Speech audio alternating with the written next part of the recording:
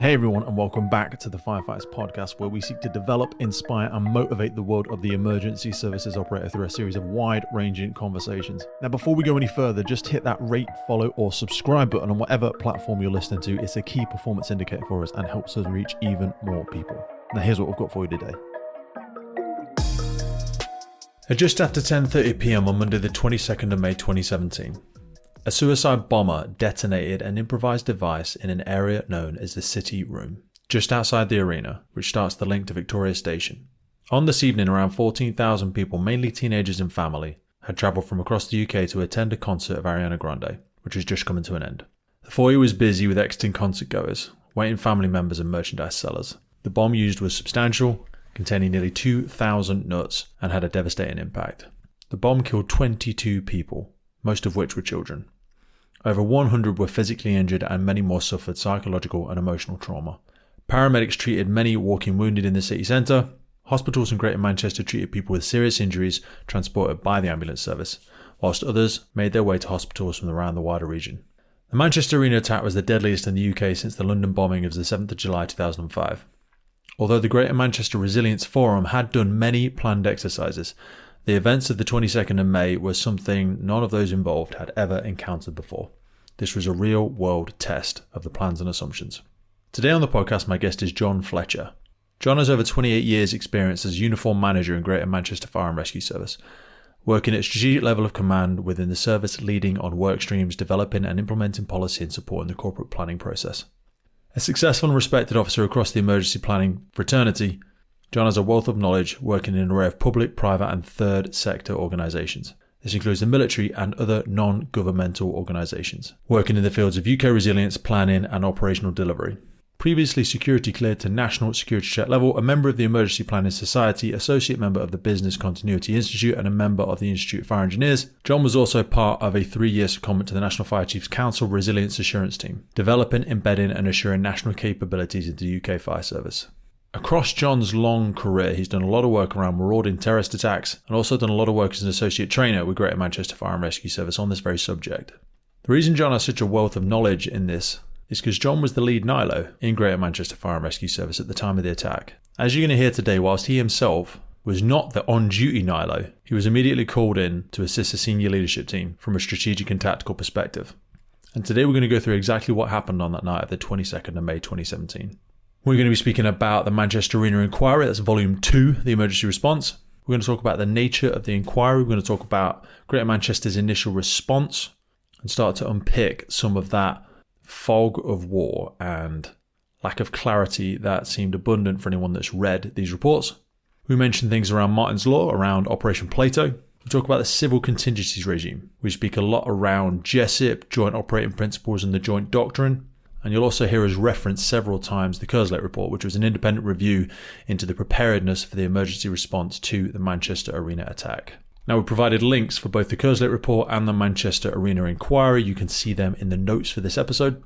And before we get started, I just want to thank once again John for coming on and sharing such great insight into what was a very, very challenging, confusing, and subsequently uncomfortable debrief of an incident that will loom heavy, both on the UK Fire and Rescue Services and certainly on Greater Manchester.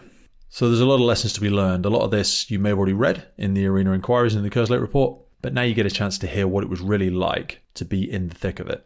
This is kind of a live debrief. I know our debrief episodes are always very popular and we have plans and plenty of documents to do a lot more of those, but this is one of 3 that we have recorded where we're actually speaking to one of the individuals involved themselves. And I think that really brings a level of authenticity, of truth, and helps us understand some of the thought process, the logic, and the kind of decision path. Because when we look at these things in retrospect, we all think we'd have done different. We all perhaps roll our eyes and say what happened. Everyone seems to be an expert in retrospect. 100% certainty is only available to us in hindsight, and we should all do well to remember that. So we're going to talk about a lot of different services, a lot of different organisations, a lot of different departments within those organisations today, but please note that none of that is done from a framework of apportioning blame to anyone, but just to help give this wider understanding of what really did happen. So I hope you enjoy it. I hope you take a lot away from it. Be sure to check the notes, and if you want to reach out and make contact with John, you can do so there as well. So without further ado, thanks for coming back to the podcast, and it's my pleasure to introduce John Fletcher. I'll see you on the other side. When was the first moment that you were given information about, mobilised to, or started to hear about the incident happening? Well, it was at 11:10 on the Monday night. I was off duty. I'd just completed a weekend duty, and I was just about going to bed, and my work phone pinged. And my wife said to me at the time, "Is that your phone or is it the work one?" I said, "Oh, it's the work one." And she said to me, "Don't open it. Don't open it, because I said, when I'm on duty and my phone's been going off all weekend, she gets disturbed as well." So anyway, I opened it, and it was a WhatsApp. We had I was one of the National Inter-agency Liaison Officers within the brigade. I'll talk about that a little bit later on. And the duty ACO, Dave Keelan, text any update, and there was just a hyperlink to a Sky News report. So I opened it, and it just said, police are asking people to stay away from Manchester City Centre. There's been a large explosion in the Arena area. So I thought, oh, right, it's strange. Could have been anything. I wasn't immediately thinking it's a terrorist incident. You know, it could have been. We used to get things like these Chinese fireworks in phone boxes in the past, large explosions. So you can't just jump to conclusions. And the news is so salacious these days, isn't it? Sometimes there's a catastrophe every 10 minutes, whereas for us, we're like, what's the ground truth on this? You know, what's actually happening? So I looked at it, and I thought, I knew the procedures. They'd speak to the duty NILO. I knew the duty NILO was. He was one of the station managers. I was his line manager. So I rang him up and I said, "Oh, what's this?" That's... Did you step out of the bedroom at this point? And she was rolling her eyes. She's absolutely. Like, right, yeah. Do you need to go and have a phone call about? I'm just going to go and check. Yeah, right. Okay. See you in the morning then. Yeah. It was very much like that. So like I say, I went out. So I rang the NILO, duty NILO up. I said, "What's this?" And he went, "Oh," and I could hear him. He was in the car, and I could hear the sirens and blue lights going. He said, "Oh, it's a bomb. It's an active shooter. It's the lot." And I went, "Well, I'm not seeing anything about active shooter or anything." He said, "No, it's an active shooter." And you could hear that sort of, I wouldn't say distress in his voice, but you know, the urgency in his 100%. in his voice. So I said, "Well, what's happened?" So he gave me a briefing. You know, I've mobilised 4 pumps to Phillips Park as a rendezvous point. I've stepped up the MTA, the marauding terrorist firearms attack, especially because we had a specialist response in Manchester. Then I've mobilised them. I've mobilised 2 further National Inter-agency Liaison Officers, NILOs, to the incident. I'm going, all right, okay. So he gave me a bit of a full briefing. So then I finished the phone call with him, and then I rang again another station manager within the department, who was the lead NILO for the brigade, and I said, "Have you seen this thing from Dave Keelan, the ACO?" Said, "Yeah." So I've just spoke to the NILO. I gave him sort of the update. So what I started looking at then was like sort of the major incident response. You know, there's going to be the police headquarters are going to be open, the force command module, and so on and so forth. We're probably going to end up with a principal officer there. You start making your way there. I mean, he hadn't been mobilised. This was sort of a self-mobilised. I said, "You start mobilising yourself up there, because we'll need an ILO there, and then we'll take it from there." So that was the sort of the first awareness that I had. So it was about 11:10. I had no idea at that time that the bomb had gone off at 10:30. So we were 40 minutes into the incident as such, and then obviously I started making a few more phone calls after that. So during this moment, there is a million and one things probably going through your head, but just to try and capture that cognitive load at that moment in time, what cogs are starting to turn in your head? You know, as we talk about this aspect of shared situational awareness around intelligence versus information, what's going through your head? You say you're obviously pulling up the documents, procedures, the doctrine. What are we expecting to happen? Is in your mind, are you how help me understand? Because again, people are jumping through ranks at these levels now. We spoke before we came on about that station manager rank being the most petrifying, stepping into that level 2. You heard that in your colleague's voice.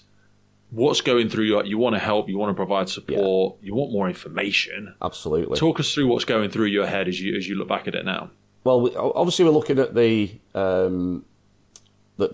procedure. I was quite well aware of the procedures. We're involved in writing quite a few of them.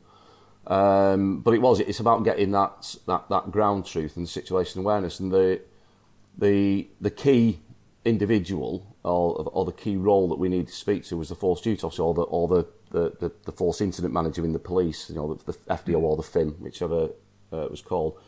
And when I spoke to the duty NILO, he said, I can't get through to him. Can you try? Now that was one of the arrangements that we had with the NILO role, that we had a direct contact with the force duty officer. So I tried, and it was just engaged all the time. So struggling to get, like I say, the ground truth. I didn't know what resources from other agencies had been deployed. I then sort of phoned I phoned the duty group manager then and said, Luke, do you want me to come in? I didn't self-mobilise. I said, I have... That can be a problem sometimes, can't it? Yeah. When all the officers start ringing control, everyone starts coming in, it can get too many cooks, all with the best of intentions, but it's like... Yeah, it can. But like I say, the MTA response sort of sat within my department. The NILO sat within my department. So I did feel that, I if something like this has gone off, I do need to be in and involved in some way.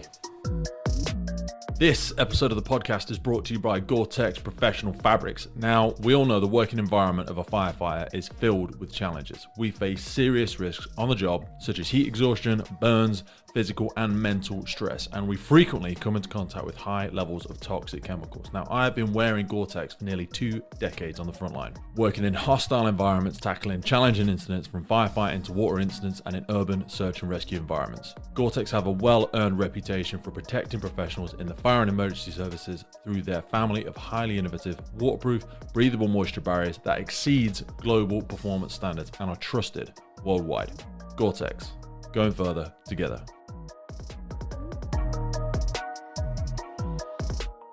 And again, we said it in the introduction, but just to reaffirm for people's context, you've been in for 26 years by this point. You've been a flexi officer for about 13 years already as well. So that sort of, you're looking for a safe pair of hands, someone that is, it's not that people will flap at all, but it could feel very lonely, I imagine, for those station managers on their own, going in their cars. Yeah. You want to feel like the support's there. Well, absolutely. Now, I knew that the NILOs that had been mobilised, certainly one of them was very experienced. So on the response side, I felt that they had it covered. What they were waiting for was a key bit of information about this forward command post where, we've gone to a rendezvous point. We will now go to the forward command post, meet up with the other agencies, and the response will be run from there. So that side of it, I felt, we've got all the chess pieces moving around the board. Ultimately, we want to get them into the right place. What I didn't know at the time is this massive breakdown in communication, everything else, what was going on. So I phoned the duty group manager up and said, Luke, I've heard about this. Do you want me to come in? Because what we set up as our command support room. I said, Luke, I know that I've asked one of the NILOs to go to force headquarters because I think a PO will end up going up there. And he just sort of said to me... Would you expect immediately the major incident room would have been starting to get set up by now?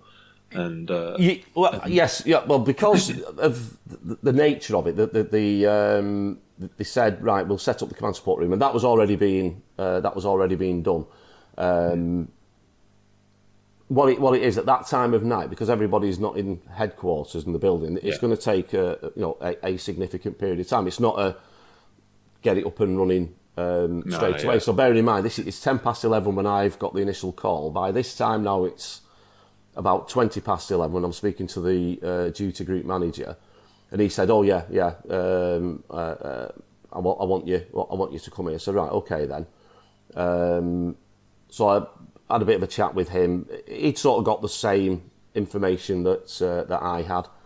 I then rang control up and said, "Look, I'm going to come in. I'm going to go into the command support room, and I booked on duty because I was going to go in on blue lights. And obviously, if I'd have had a crash en route, I wouldn't be covered. And in fact, I got a penalty notice for going through a red traffic light on route. It was subsequently rescinded, but that's some of the practicalities. You know, if I wasn't booked on duty, isn't it a good thing to say as well at that point, though, when we talk about experience, the little things with the greatest of respect that newer officers will forget because we're so eager to do the right thing and be there and help. Yeah, little things like that is probably actually a great thing to just highlight. It is, and it's about, again, not self-mobilising. You know, do they want you? If they don't want you, they don't want you. You've offered, and that's it. And you're right. There might be other people going, I'll come in. You know, it's probably the biggest. You get a lot incident. of that. Yeah, you know, it's one of the big things you hear about 9/11. We make it sound heroic, and I'm not for one second saying that the actions at 9/11 wasn't heroic, but you don't want everybody running to the fire station, grabbing their fire kit, and driving down in their car. No, absolutely. That is not a solution. That is going to create more harm than good. Absolutely, and you know what? If God forbid something then goes wrong on the other side, the organisation won't cover them because who's on duty? How do I know where you are? Exactly. So you know. They think they're doing the right thing, but you know it needs to be coordinated and structured. So, like I say, at that stage, I asked control. Now, what I did, and again, this is one of the things within the inquiry, and again, these are the lessons. What I feel that I should have done was say, right, give me everything that you've got, give me all the information. What I did, in fact, because I had a briefing off the NILO and I fully expected him to have all the relevant information, so I didn't want them to sort of go repeating everything. And I thought, you know, control are going to be really, really busy. We only have 7 people in, and they're running 4 fire services at that time. And I'll come on to another point about that in a minute. I said, have we got through to the force duty officer, response to police? What's the update on the shooter? And they just said, we've had nothing back about the shooter yet. Right. So in my mind then, this is still an ongoing active shooter incident. We've had a bomb. So in my mind now, I'm thinking of a Paris style attack. This is going to be going on for a significant period of time. Until someone is subdued. It's going to get bigger. You know, are they going to be going up Dean? Where are they? Are they in the arena? Are they up and down Deansgate? What's going on? So we didn't have any of that information. As for the update, there isn't nothing. Just to circle back for a second, Gary, you know when you said you spoke to the station officer, station commander, where did you think they were going when you said they were mobile to? They were going to the rendezvous point. He again, this is one of the things. Initially, he was given a rendezvous point by the police, but he had quite a lot of local knowledge, and he said that's too close. It's too early in the incident for that to be declared. So he set a fire station as a rendezvous point, which isn't unreasonable really. Expecting that we're going to get this FCP, the forward command post, relatively quickly. But unfortunately, that didn't happen, and then you end up in this sort of stasis that we're out of the loop with the information. But he was going to that rendezvous point. Now, again, one of the things in the report, he was 22 miles away. He was the duty NILO, but you know, in his defence, he'd mobilised another 2 NILOs for sort of the command function who were closer to the incident. So he was going as a 3rd NILO, but the command side of it, he'd already taken care of by mobilising 2 further NILOs, one of which was very, very experienced. So, as I said before, when he told me what he'd done, I thought, well, Yeah, that's all right. And at the time, the MTA or MTFA, Marauding Terrorist Firearms Attack, was a specialist response. We had a specialist team in Manchester, but it also mobilised 4 standard fire engines as well.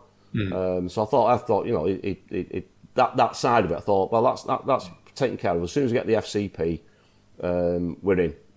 But like I say, the time factor, I didn't know that we're now 3/4 of an hour into the incident. I thought we're probably about 10, 15 minutes tops, and we're just waiting to get through to the FDO. Because just to circle back on that, so the police went to Cathedral car park. That's right. Yeah, they declared that first, whereas we went to Manchester Central Fire Station. No, we went to Phillips Park. Central probably would have been. Sorry. Northwest Ambulance Service. The default, went to Central Station, that should have been really the default one, but he made a decision. He thought it was too close.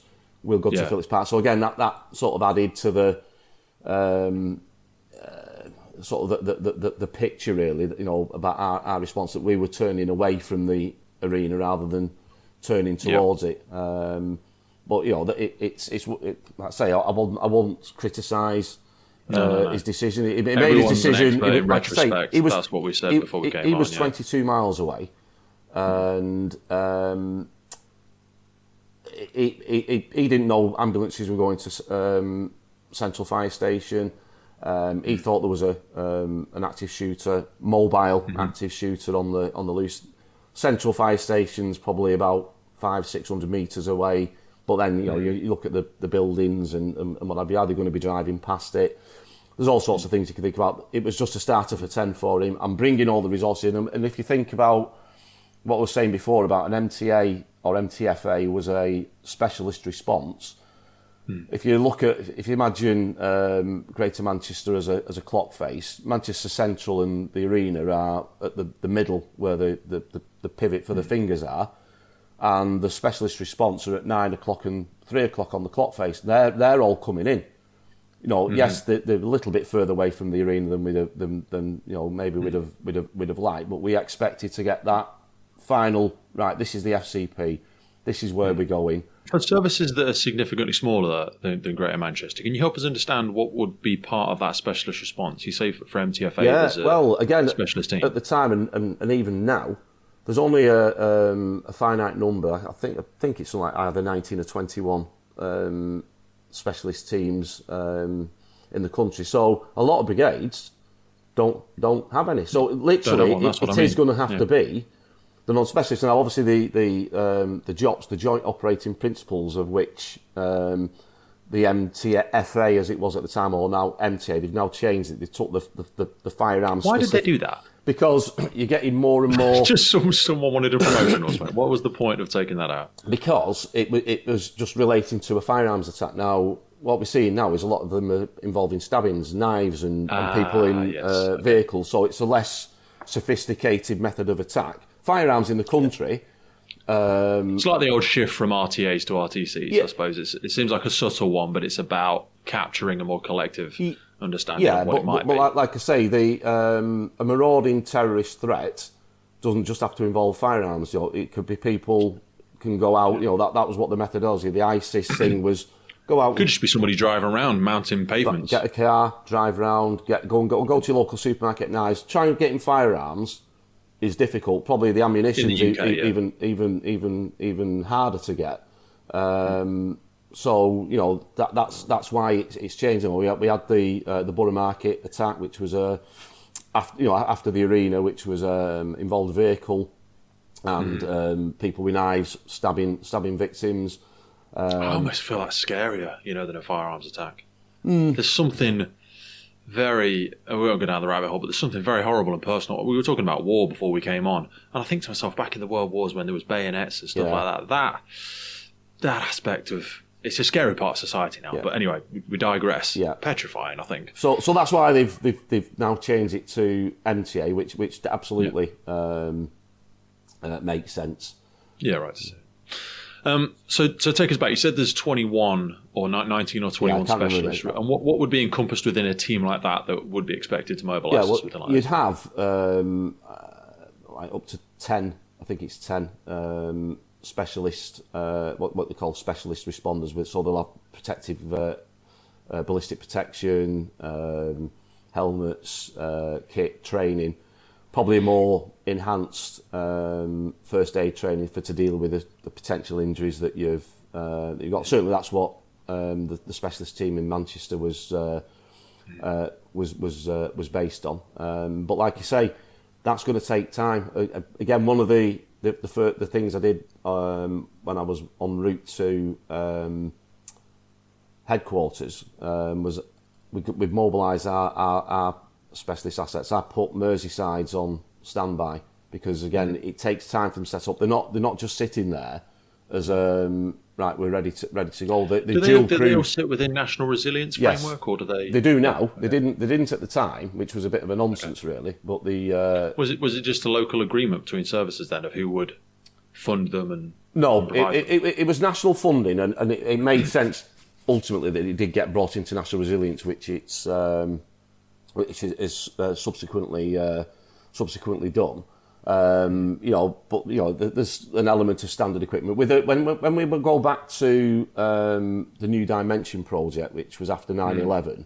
Yeah, so obviously I do a lot of stuff with the ISR and the USAR, but I've not had very much interaction with these specialist firearms teams. No, or the MTA teams. Sorry. Yeah. So when you go back to the New Dimensions, it was all standard equipment. We got the mass decon kit, we got the incident response units, the USAR kit, the high volume pumps, and it was all standard right across the board. With the MTA or MTFA, so the history of that was in the lead up to the Olympics, the London Olympics, and government. We'd seen what had happened in Mumbai. Mumbai was the catalyst for it. So the government said, we don't want to see that sort of thing happening in the UK. We need to build the capability up. And at the time, there was 4 services: London, ourselves, Manchester, West Yorkshire, and West Midlands had the specialist capability that would be expected to mobilise to an MTA. Now again, that's expanded over the years, but there's quite a lot of brigades that they've got no specialist capability.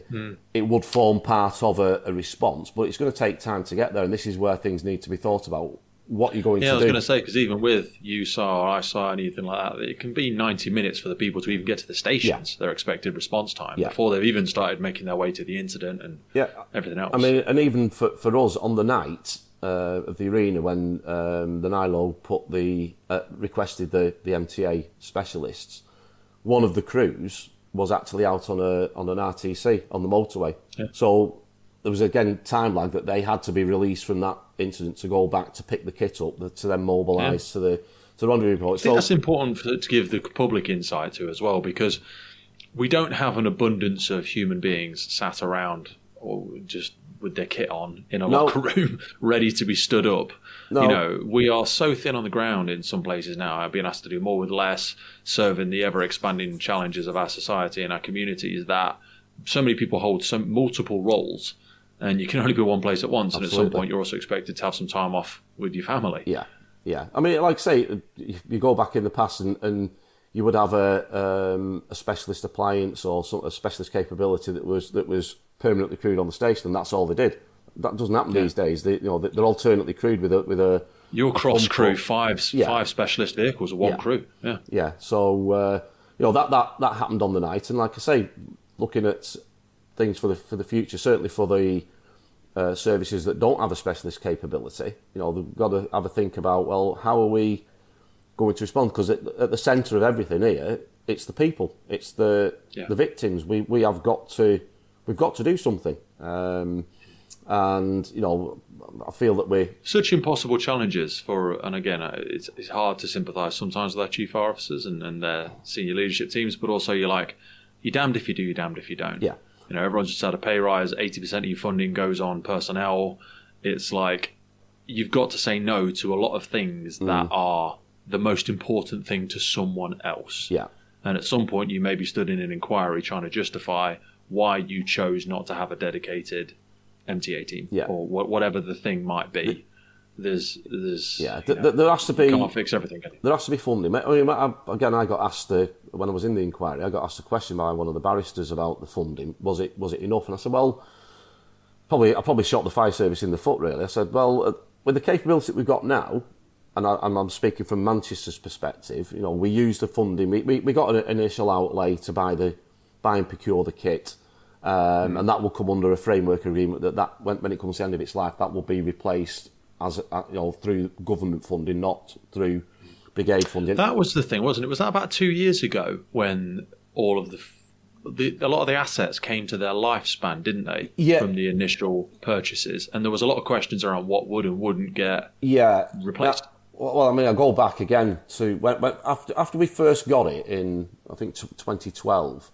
I went to one of the meetings with I had a lead MTA station manager and the lead NILO, and I went to one of the meetings and I did bring up about the replenishment of the kit because they have I think it's something like 5 years and it's expensive stuff, and ours was sat on a shelf, and it was the kit had to be, especially the mass decon stuff. Well, yeah. there was like, where's this stuff going to live? Who's going to maintain it? Yeah, well, it's hard to buy stuff like that and see it rotting. No, this is one of the lessons. One of the lessons with the mass decon, because if you remember when that first started, they bought a massive gas tight suits because that was the top level of kit, and there was a shelf life on those. I can't remember. It might have been 5 years on those. I can't very long, ultimately recall, and they were coming to the end of their life. Anyway, there was a negotiation with Resprex, who manufactured them, to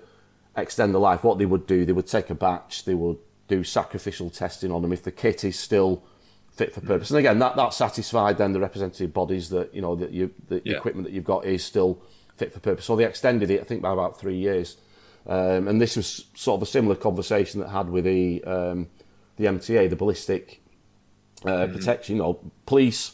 Firearms are using it all the time. Is it getting shot at all the time?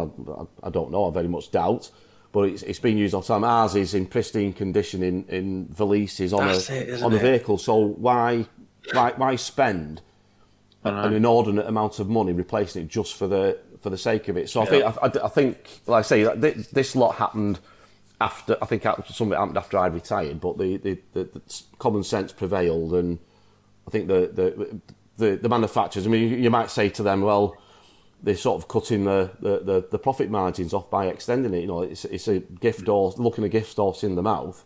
But ultimately, reputational wise, if they say, well, we're going to fleece the fire service because you're going to have to buy it. It's fair play to them. They're damned if they do, the damned if they don't again, because a lot of people are like, shouldn't you just give it to them out of the good of your heart? Well, no, these are companies, with respect. They do need to make a profit. Private industry, they're not charities. No. So I think common sense prevailed on that. So I think the lifespan of the kit was reasonably extended. But also, just to segue for a minute, and we'll get back to our conversation quickly, but what another factor to say is important is the maintenance of competence on a lot of these additional skill sets.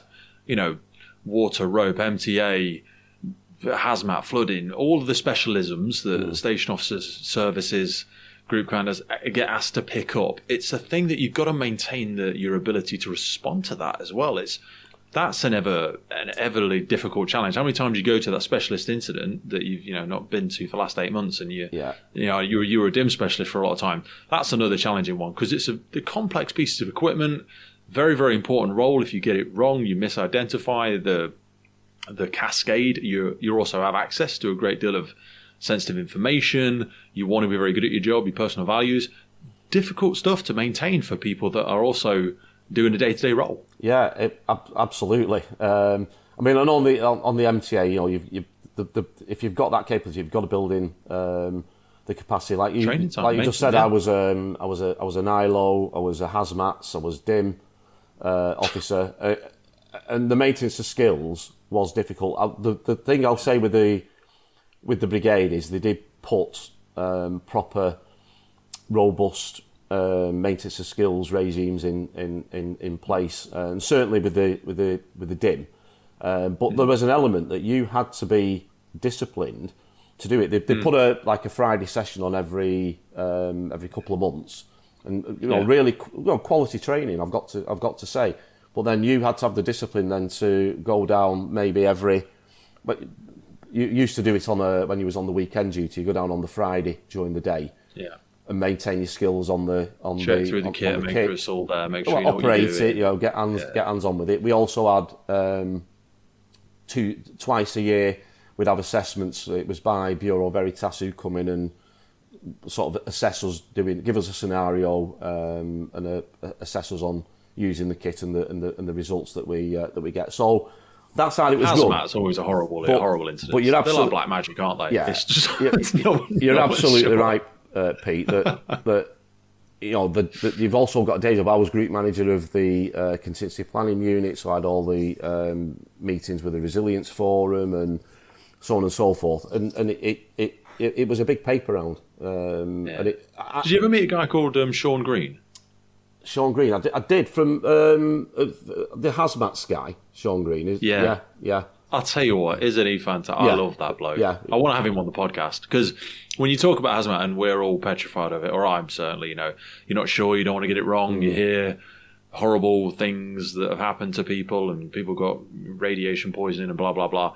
The way that he, and we'll get off this for people that have come to listen for something different, but I think this is fascinating. The way he dissects and deconstructs some of the myths that we have around hazmat he's very knowledgeable, very articulate bloke, fascinating guy. But it is. I mean, like I say again with an hazmat incident, again you think about we'll get back to the MTA, and you think the big picture stuff.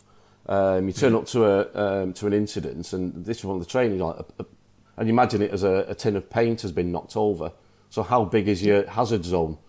It's about as far as where the paint's gone. But then if it's a chemical, then you put this massive cordon in place, and it's the only specialist PPE that can go in there. And you basically hamstring yourself with the procedures. And sometimes there's got to be an element of common sense that comes into it. And certainly, like I say, with the hazmat training that we had, and that was one of the like you say, but I might have been Sean who did it, but certainly our hazmat officers, John Crawley. I know he does a lot of the national reaccreditation. Yeah, John Crawley and Ian Duckworth at the time. They really put it into perspective. Don't walk through it. You're not going to come contaminated. If there's a lot of paint on the floor, if you don't walk in it, you're not contaminated. So why do you need to decontaminate?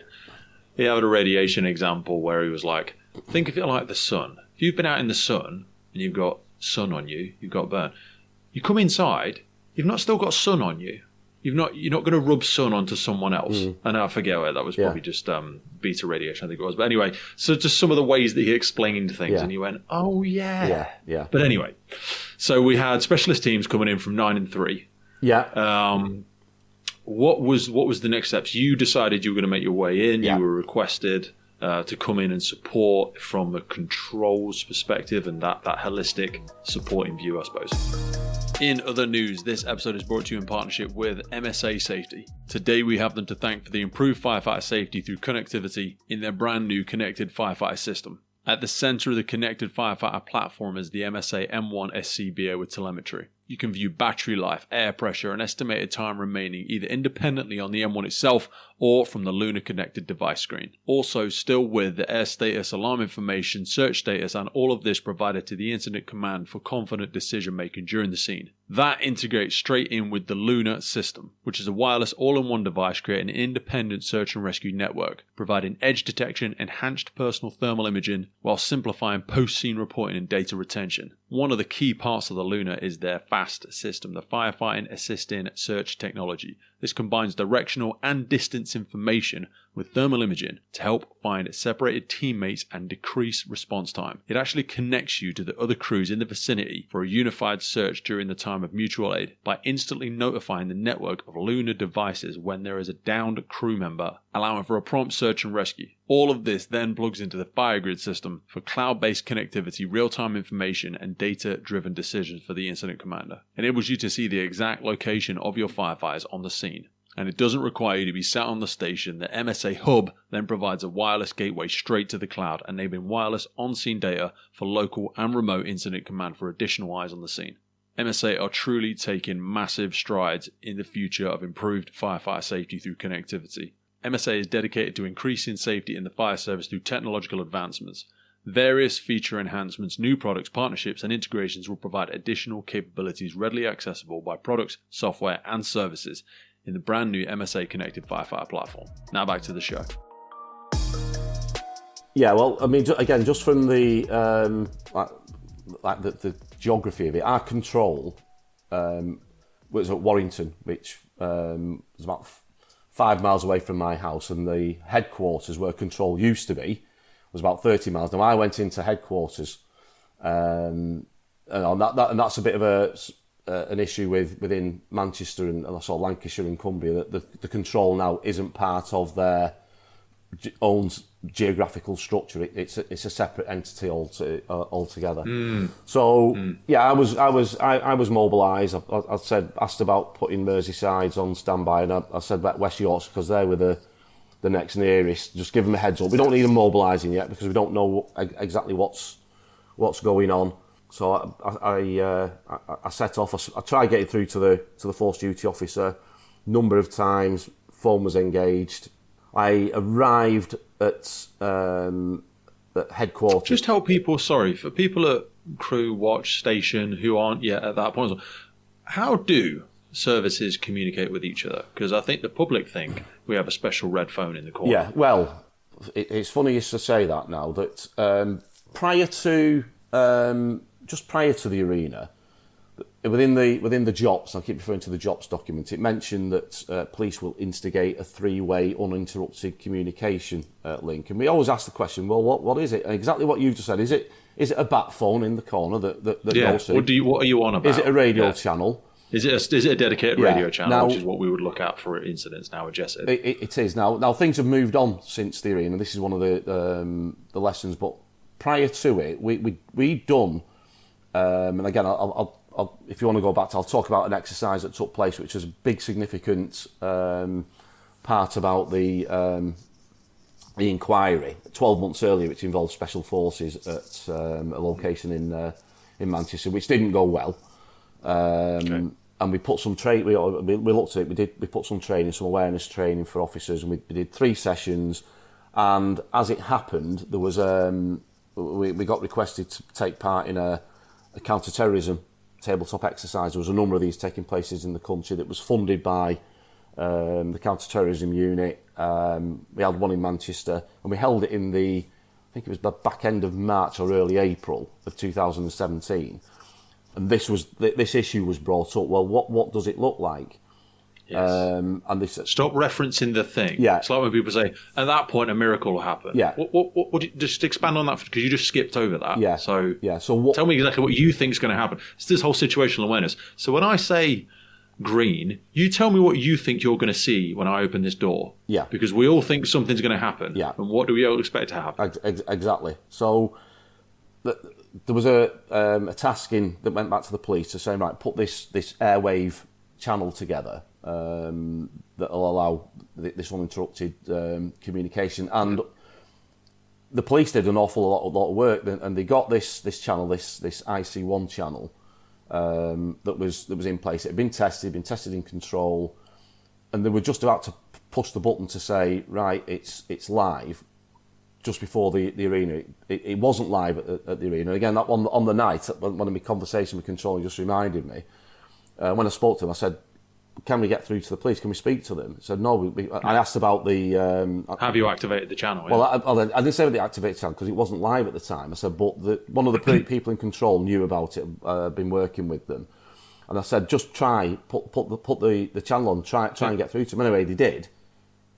Sent a message through, but there was nothing come back. It came back a little bit later on that they acknowledged that it was that they received a thing, but no information came. Now, subsequently, since the arena, and this was a major focus of the outcomes of the inquiry about this communication between the control rooms. There's a thing called ESI Control, Emergency Service. In top of the control channel. I can't remember exactly what the acronym stands for. We love our acronyms. It's ESICTL. SE control, and that's been brought in now. Now, that's nationwide, channel with all the various services that can use. But again, one of my sort of worries is how robust is that being tested? You might test it to say each day to say, yeah, it's sorry, that's my thing going on. It might be saying yes, the channel's working, that's fine. But how has that been tested? Has it been tested in anger during an exercise? Tested to destruction, really? And I have some concerns about that, I must admit. And that's I'm not just talking Manchester, I'm talking nationally. Yeah. So that is something now that has been brought in as a result of the inquiry. Because so at the time, what was the method of communication then? Telephone. This uninterrupted channel or uninterrupted method was just like a concept. Nobody had really. Well, they hadn't looked at it because they had to do something after the exercise. It came out as a result of the CT exercise in the April. Like I say, unfortunately, the button hadn't been pressed on it before the arena. And again, I'll come on to. We did put something in place on the Friday afterwards, but I'll talk about that a little bit later on if we've got time.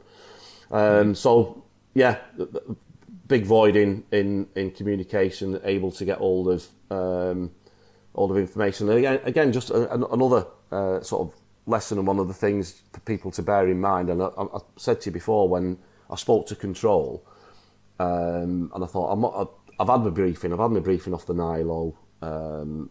They're going to be really, really busy. I think I said to them on the phone, I know you're going to be busy. And I asked about the police. That's the question. I said, have we had anything back from the police about the shooter? No, we've had nothing back. So I'm thinking the shooter's there. I'll ask you now, I'll ask you a question. How many calls do you think fire control received that night after the bomb went off? 50. 1. Wow, that's a great point. You know when you have that thing where everyone assumes someone else is doing the thing. Yeah. Well, to be honest, Peter, it wasn't that.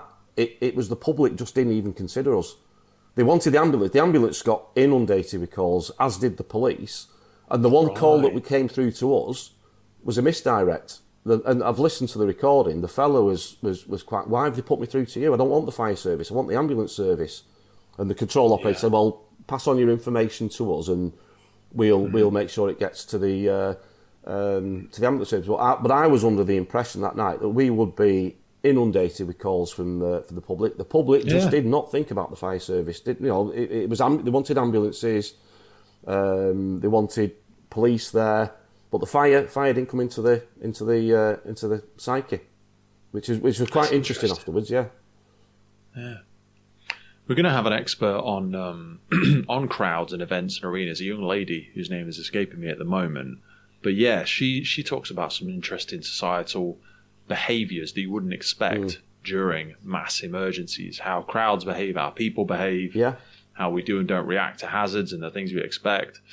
So give us an understanding of what you think is happening boots on the ground now. So we've got people at the rendezvous point, you've made your way, you've arrived in fire control now, struggling to get that joint situational awareness with across different services. Yeah. Well, I got there basically at the same time as the chief. I walked in the building with him at the time, and as I was going out, I said, "Are you not going to Force Headquarters? There's going to be an SCG, Strategic Coordinating Group meeting, at some point." I told him I'd already mobilised, asked for a NILO to go up there, so I had a NILO available, and he just said, "Well, I'll go when they call the SCG."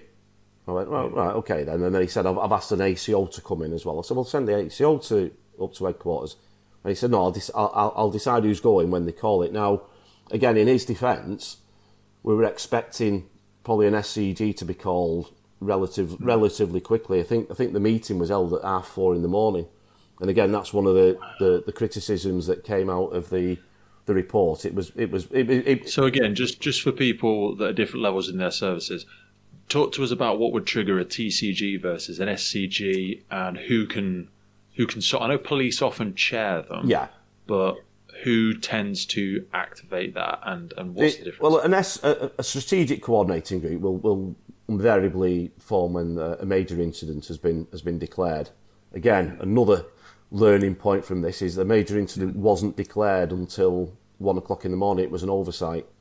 And the police accepted that as one for them. But again, just for the public's awareness, one thing that's a major incident for one service isn't necessarily the same for others. So services can independently declare major incidents. Yes, they can. And that goes back then to the GESIP with a methane message. When you send in a methane, it's a major incident. We're declaring a multi-agency major incident. On something like this, it's going to be a multi-agency, and again, there's very resource heavy for all. There's another. I mean, I keep going back to stuff. We'll come back to when we did the initial GESIP training and our sort of definition of a major incident when we did the scenario a little bit later on.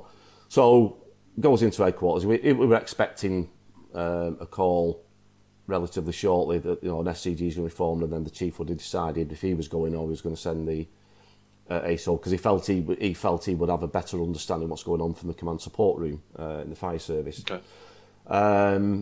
Went upstairs, and this is 10 to 12, 5 to 12. The room is still being set up. People have only just started arriving within the last 5 minutes or so. As I said before, this room, it needs sort of starting up. You need to turn the computers on and so on and so forth. So during the day, it can be open in 10 minutes when everybody's at headquarters. That's not a problem. At night time, when you're outside normal office hours, it's a different concept altogether. I think it was 13 miles that I had to travel to get in. Some of the other officers had similar distances to go. Again, by that time, I think I tried the force duty officer a couple of times while I was en route in. Couldn't get through.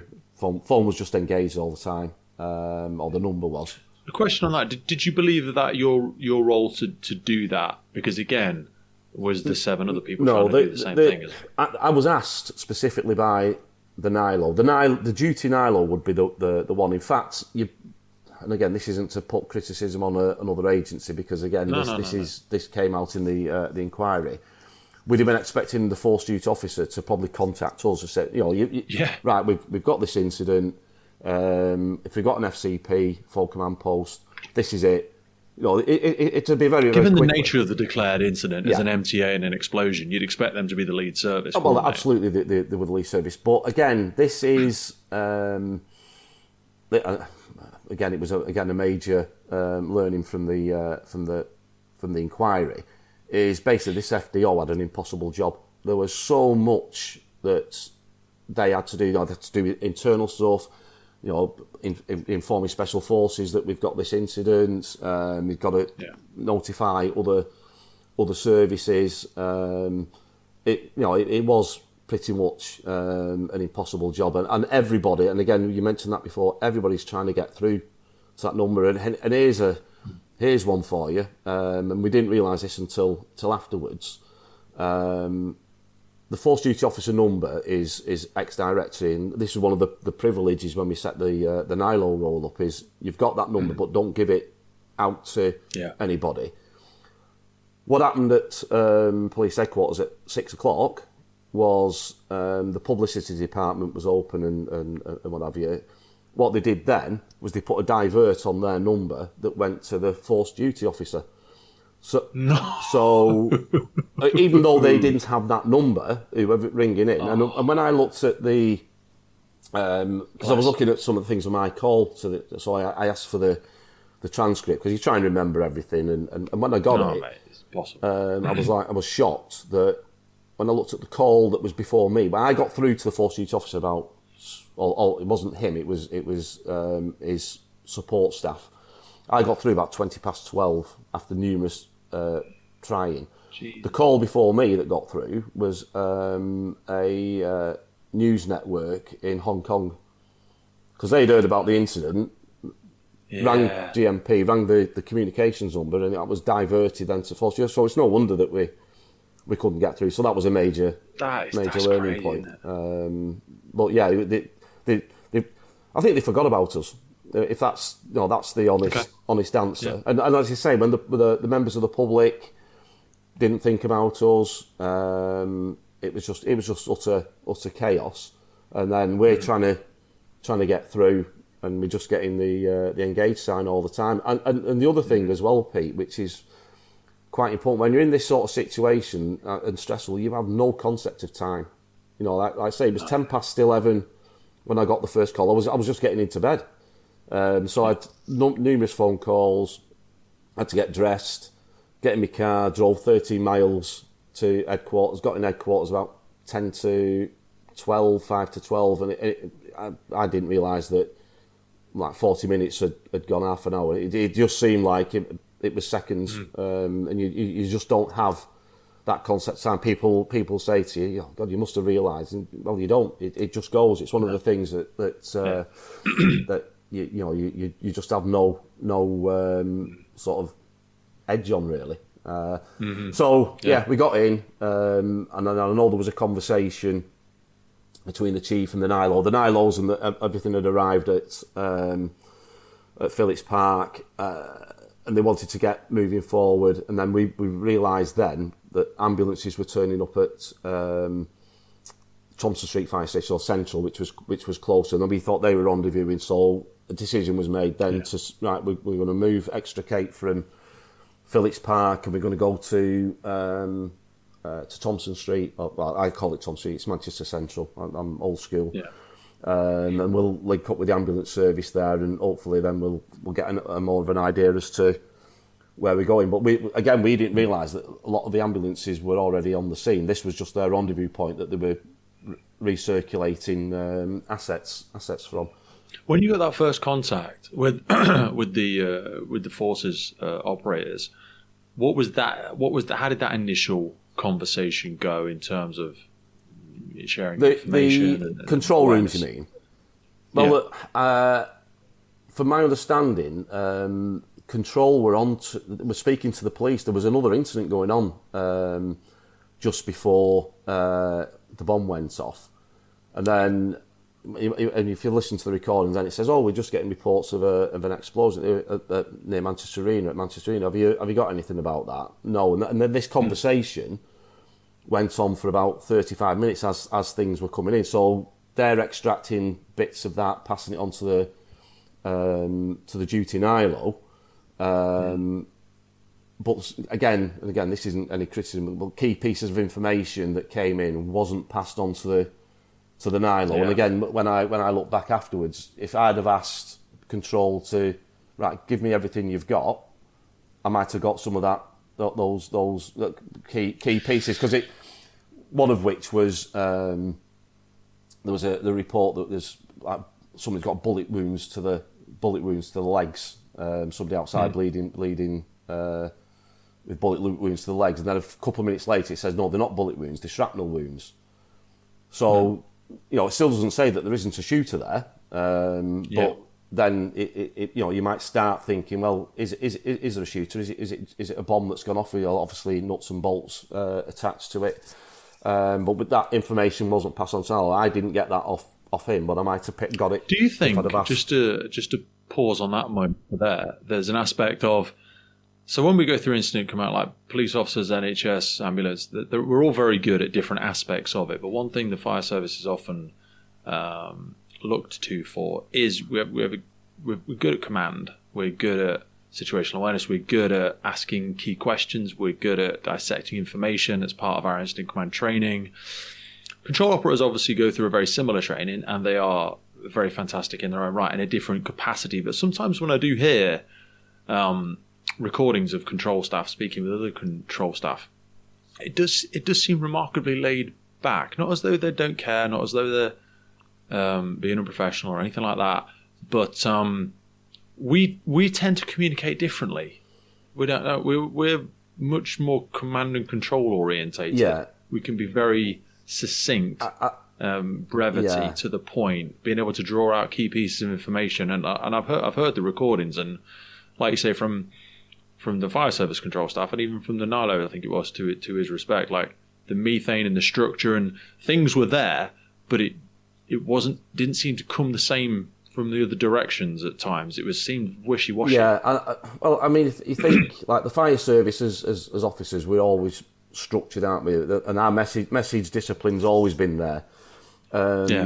With other agencies, it's not. They tend to talk as they talk like they talk normally. Yeah. They just switch on the radio and just seem to say stuff. And the thing with the controls is, and again, this isn't a criticism of North West Fire Control. No, because the decision was made. It was a macro economic saving that the 4 brigades decided we're going to have one control. But if you've got your own control in your own building, they're all totally familiar with your procedures. North West Fire Control had four brigades who had 4 different ways of operating. And when the first concept was first discussed, the regional control. Yeah, I think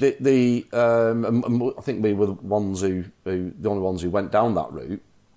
A lot of the other ones were very expensively abandoned, weren't they? Yeah, it was right. What we've got to do is everybody's got to be on the same procedures, the same SOPs, same predetermined attendances, and they got the group together, and but we just can't do it. It said, Manchester, you've got loads of resources that you can put a PDA of 3-4 pumps to a certain criteria. Cumbria said, well, we're miles away. We haven't got anything like that. A lot of ours is retained. It doesn't work. So they had to put action cards. So the control operator at North West Fire Control had to open a brigade's action cards and start going through them, which again sort of caused some of the problems. But like I say, that's not a North West Fire Control problem. That's the system that we as the services asked to be put in. They saved a lot of money on it, but ultimately, if we'd have had our own control, I would say there's no solutions, only trade-offs. Do you know what I mean? You save on one side, but you become slightly inefficient on another side, because it is very difficult for people to jump between conversations. Cognitively quite difficult, I'd imagine. Yeah. So there was conversations going in control. I think the ambulance service had rang in then, so they're trying to put things on logs. And again, this is another issue. Because of the system as it was at the time, we'd had the Arena incident to come in, so Control created a log for that, for the Manchester Arena. Then, because we'd mobilised the pumps to a rendezvous point at Phillips Park, another incident was created for the Phillips Park incident. So then a lot of the key information afterwards that was coming in was put on that log. Now, when we got into headquarters, and this myself, where's the incident log? I naturally went for the Arena. Manchester. So again, that key pieces of information, if you're trying to look for it, isn't there. I think we have 4 over the night, because we moved out back then to Manchester Central, and then we went to the Arena. I think there was 4 separate incident logs, incident numbers generated for the same job, which again just added to the confusion. Yeah. You just wouldn't think about you wouldn't think about it. And the inquiry was control operators operating with doing what they're supposed to do, but without that holistic understanding of this is all part of the same. I mean, piece. And me from a personal perspective, again, it's sometimes I like the old systems, like when we had our own control and we had the MIS, and you can go on and get the narrative log off the MIS system. Yes. It was just the messages. Whereas on this, I think it was iNet Viewer that we had to look at. You have to sort of really be trained. You have to get the wheat from the chaff, because there's an awful lot of stuff in there, repeats of messages or acronyms and all that, and you have to really look hard to see. You can easily scan past crucial messages, can't you? Because there's a lot of waffle in the middle. But like I say, there's a lot of code. Yeah, exactly. Stuff. But then, and afterwards, I thought, did I miss anything? But then, when you do look at it, there was 4 logs for the same incident, and key piece of information were on different logs. So again, that added to the confusion and sort of lack of situational awareness. So. So moving on, they moved the appliances to Central. There was also, and again, just one. I think one of the guys on one of the pumps, his wife was a paramedic, and he was in contact with her. Yes, I read that bit. He got contact with his wife, and she was at the incident, saying, "She was that. Where are you guys? Why aren't you coming?" And he's trying to control the ground. He's a watch commander or something. No, he was a crew manager, and he was. But he was when the NILOs turned up and they all got to Phillips Park. Then I've got this information because they're like, well, we're not going to the incident yet because no one's moved forward. And he's like, I've spoke to my wife. She's so there. then they went to Central, and then there was a thing. Then right, let's go down. There was a discussion between the NILO, as I say, the experienced NILO, and the chief over the phone. And I can't remember. There was just a hold on. Well, where are they going? Well, they're just going down to the arena. Do we just follow them? Well, have we got an FCP yet? And there's these sort of discussions about following the procedures. We should have just gone and followed them. But actually, the chief then made a phone call to his counterpart in the ambulance service, and he was actually at the scene. And he said, "I just want." I think it was 12 firefighters. He has a specific request. I want 12 firefighters. That's all I want. So the chief was mobilising 3 pumps, and we're sort of having a conversation with him. Well, send the MTA response. All the specialists and what have you. This is what they've asked for. He said this is what I send them. And in fairness to him, he was actually then getting the wheels moving. We've been static for. Don't you think that's a weird one as well, though? Like, just as a micro example, when we're doing incident command training and we ring the ambulance service, now we are trained to tell them what we've got, and they'll tell us what we need. Exactly. So, like, you tell me what you've got. Don't say you need 12. Exactly. What have you got? Exactly. And I'll tell you what our resources are best to be done. No disrespect to you, chief. It's like. No, just tell me what's happening, and I'll tell you what I think, because you don't know we've got all this stuff. No, and that was sort of, let's say, the conversation that was being had at the time. And we said, like, send the MTA down. But anyway, he made the decision was made, and as they're driving off the yard, the NILO, who's now at Force Headquarters, comes on the radio, said, police have declared Operation Plato. So we're saying, right, and so we're then thinking, this is 12:20.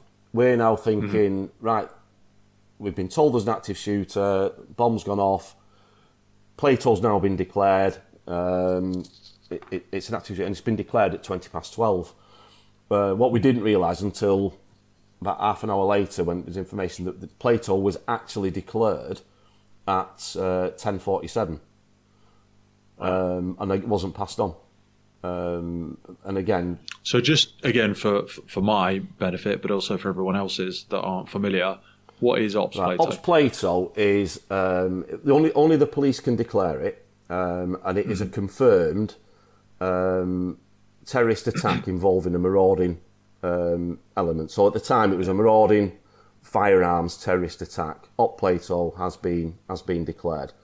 Now, since the arena. It can obviously involve, like I say, the less sophisticated types of weaponry. And there's an element now that once you know that it's not, and again, when you look at the arena wasn't an Op Plato. It was the bomb had gone off, and it was dealing with the consequence of a mass casualty, mass fatality incident at that time. So there was. Yeah, you can't rule out that there's no secondary devices there, but the MTA or MTFA element has gone. So again, what they brought in now is a rapid de-escalation as well. So once you know that there's no marauding terrorist involvement in it, then they declare now no longer an Op Plato. So ultimately, your response becomes completely different. Your risk profile certainly drops significantly, and you sort of deal with the consequences. Because yes, we're all public servants, but again, just for people's awareness, like for the ambulance and for the fire, you have a professional obligation to then not be enacting tactics that are going to put your staff in positions of vulnerability. We're not trained to disarm, interact with hostile members of the public. I mean, as you know, again, when you're looking at things, I mean, this is what we did prior to the arena. We were looking at lessons from abroad. As I said before, we're thinking initially, with the information we've got, this is going to be a Paris-style attack.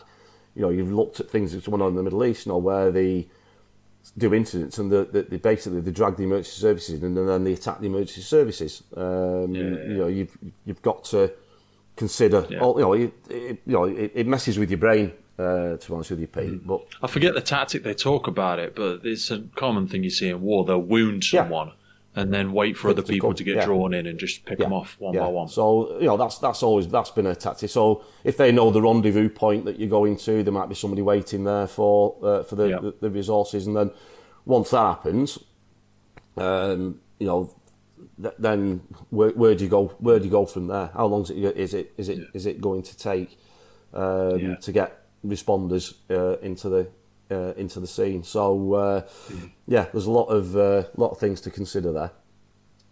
So Plato was declared. How did that change the actions of the team and the services? Well, to be fair, because the ambulance and the police were heavily involved in it anyway, they were already there. Not much changed on their perspective. We still hadn't gone there. So again, as the three pumps or three fire engines are driving out the gate, there was sort of put a stop on it, and we said again, do you want to send the MTA? No, this is what they've asked for. This is what we're sending. So anyway, they mobilised then to the scene. But as I say, we found out about 10 to 1 in the morning that Plato itself was actually declared by the police at 10:47. So literally 17 minutes after the bomb had gone off. But there was a lot of confusing information. I think it was the right move. You know, there was talks of people, you know, cars driving and stops going on with suspect vehicles and so on and so forth. But we was not informed of the declaration of Plato, which ultimately we should have been. And like I say, here's the FCP, so now you can get your commanders and your resources to that relevant point, and then you know, we can start doing putting a search and rescue plan in place. So take us to when that then started to de-escalate. So when we started deploying teams, actually started to move through the incident from an understanding of having teams on the ground. Well, they got to the arena. I think it's something like 20 to 1 in the morning, and by that time, I think all the critically injured had been moved. They were if there was anybody still there, they were at a casualty clearing point. But there were still things to do. You know, there was quite a lot of the walking wounded there. There was another request. We sent further resources down to the scene, but then I got a call off one of the NILOs on scene, you know, and that's when they say, no, there's a lot of anger here now with the crews. You know, they've got most of the, like say, the critical phase. There was still things ongoing. There were still things for them to do. What sort of time did you and those more senior than you and other colleagues start feeling like we've missed the boat on this one? We should have done something by now. I think, it goes back, and this is one of the things I should have mentioned earlier. When I was in the command support room, so we started setting that up we got in at 10 to 12, 5 to 12. And one of the things he always say about Sky TV, the TV, couldn't get the TV on for some reason. I don't know whether it was on the wrong, you know, sometimes you get it on the wrong HDMI thing or what have you. Yeah. Anyway, I think it was about 10 past 12. One of the officers actually got it on, and we just all saw on the thing all these ambulances going in, and it was just like the room just went silent. It was, oh my God. And I just thought, God, we're going to get crucified. You see the similar thing from the Grenfell report, don't you? When people operating in the control room, no one had a TV on.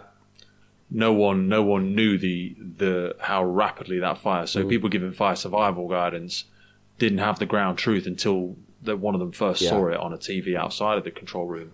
and they're like say, what you think's happening versus what's actually happening. Actually, you've not got eyes on the scene. So the room just went quiet, and that's when, as I say, mentioned the chief made a phone call to his counterpart in the ambulance. That's when he made the call, and obviously he'd seen that. Right, let's. And this is what they've asked for. This is what we're saying. And he just wanted to get boots on the ground. We knew. Well, there needs to be a fire engine in this picture. We've got to get there. Yeah. All these other resources are there. It was terrible. It was one of the most sickening moments in my life when I saw that.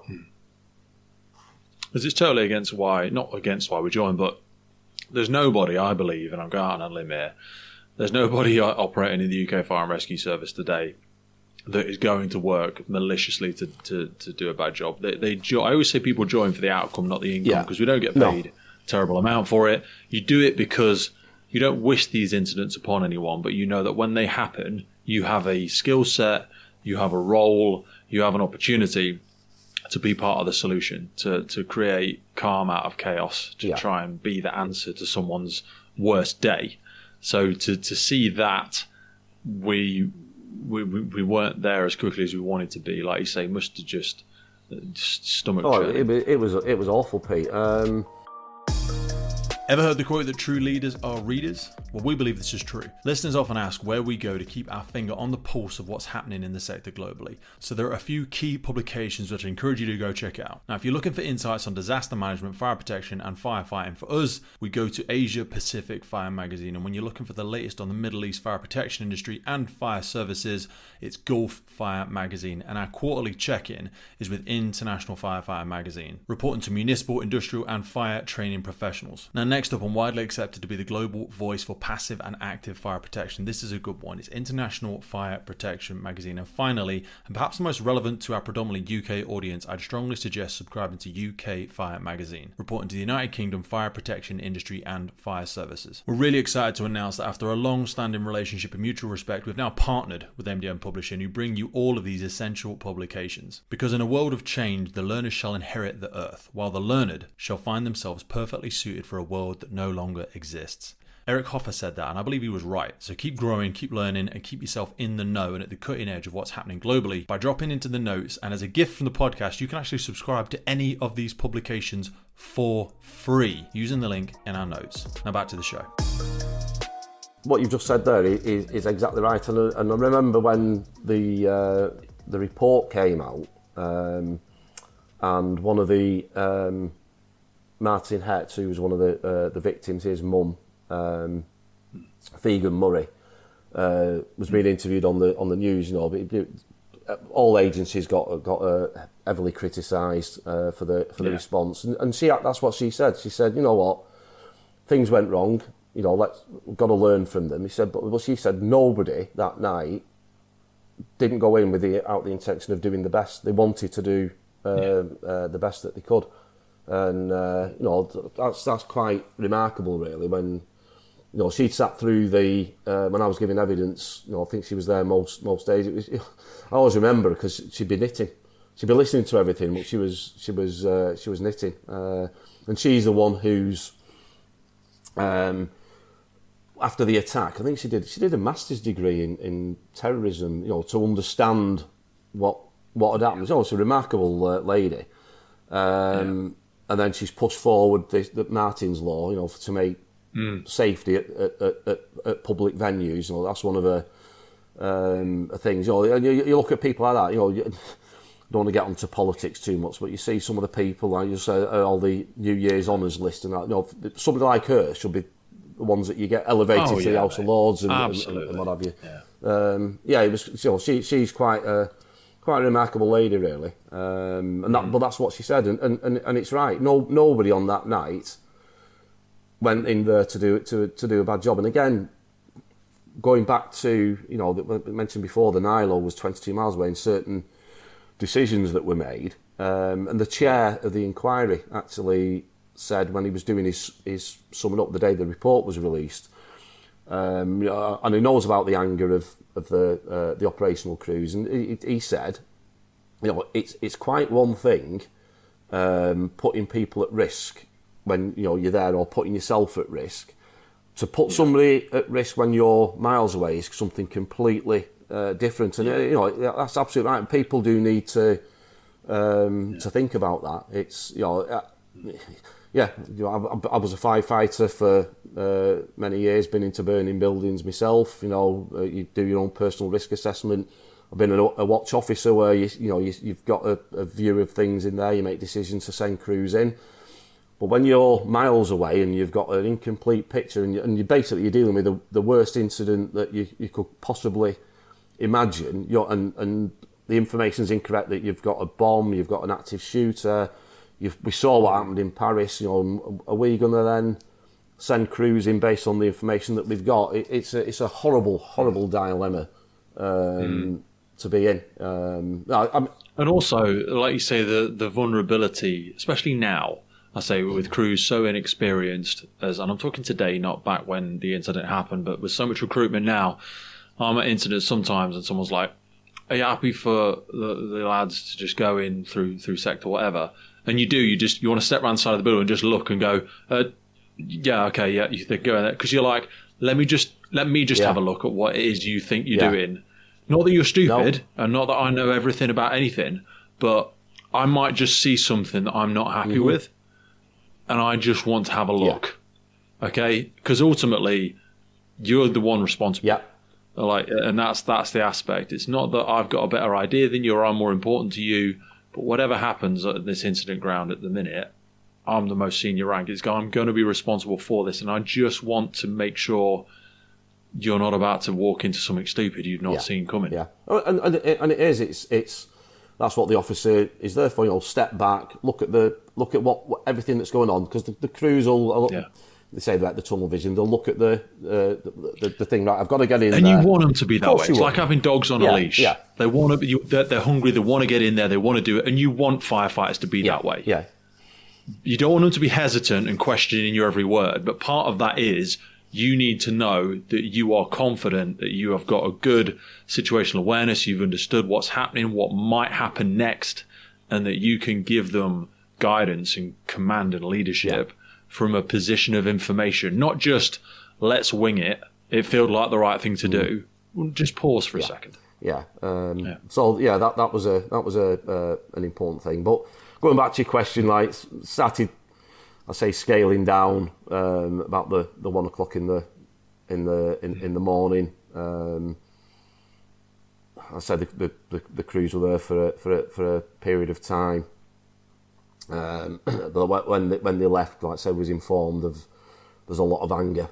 So we have to address this now. So I think that by this time the chief had gone to force headquarters for the SCG that took place at 4:30 in the morning, and the APO, the area manager, and the ACO went to Thompson Street to speak with the crews, which was probably one of the worst experiences of the night was horrendous. But that, thankfully, I remember from my perspective. I mean, I wasn't in any.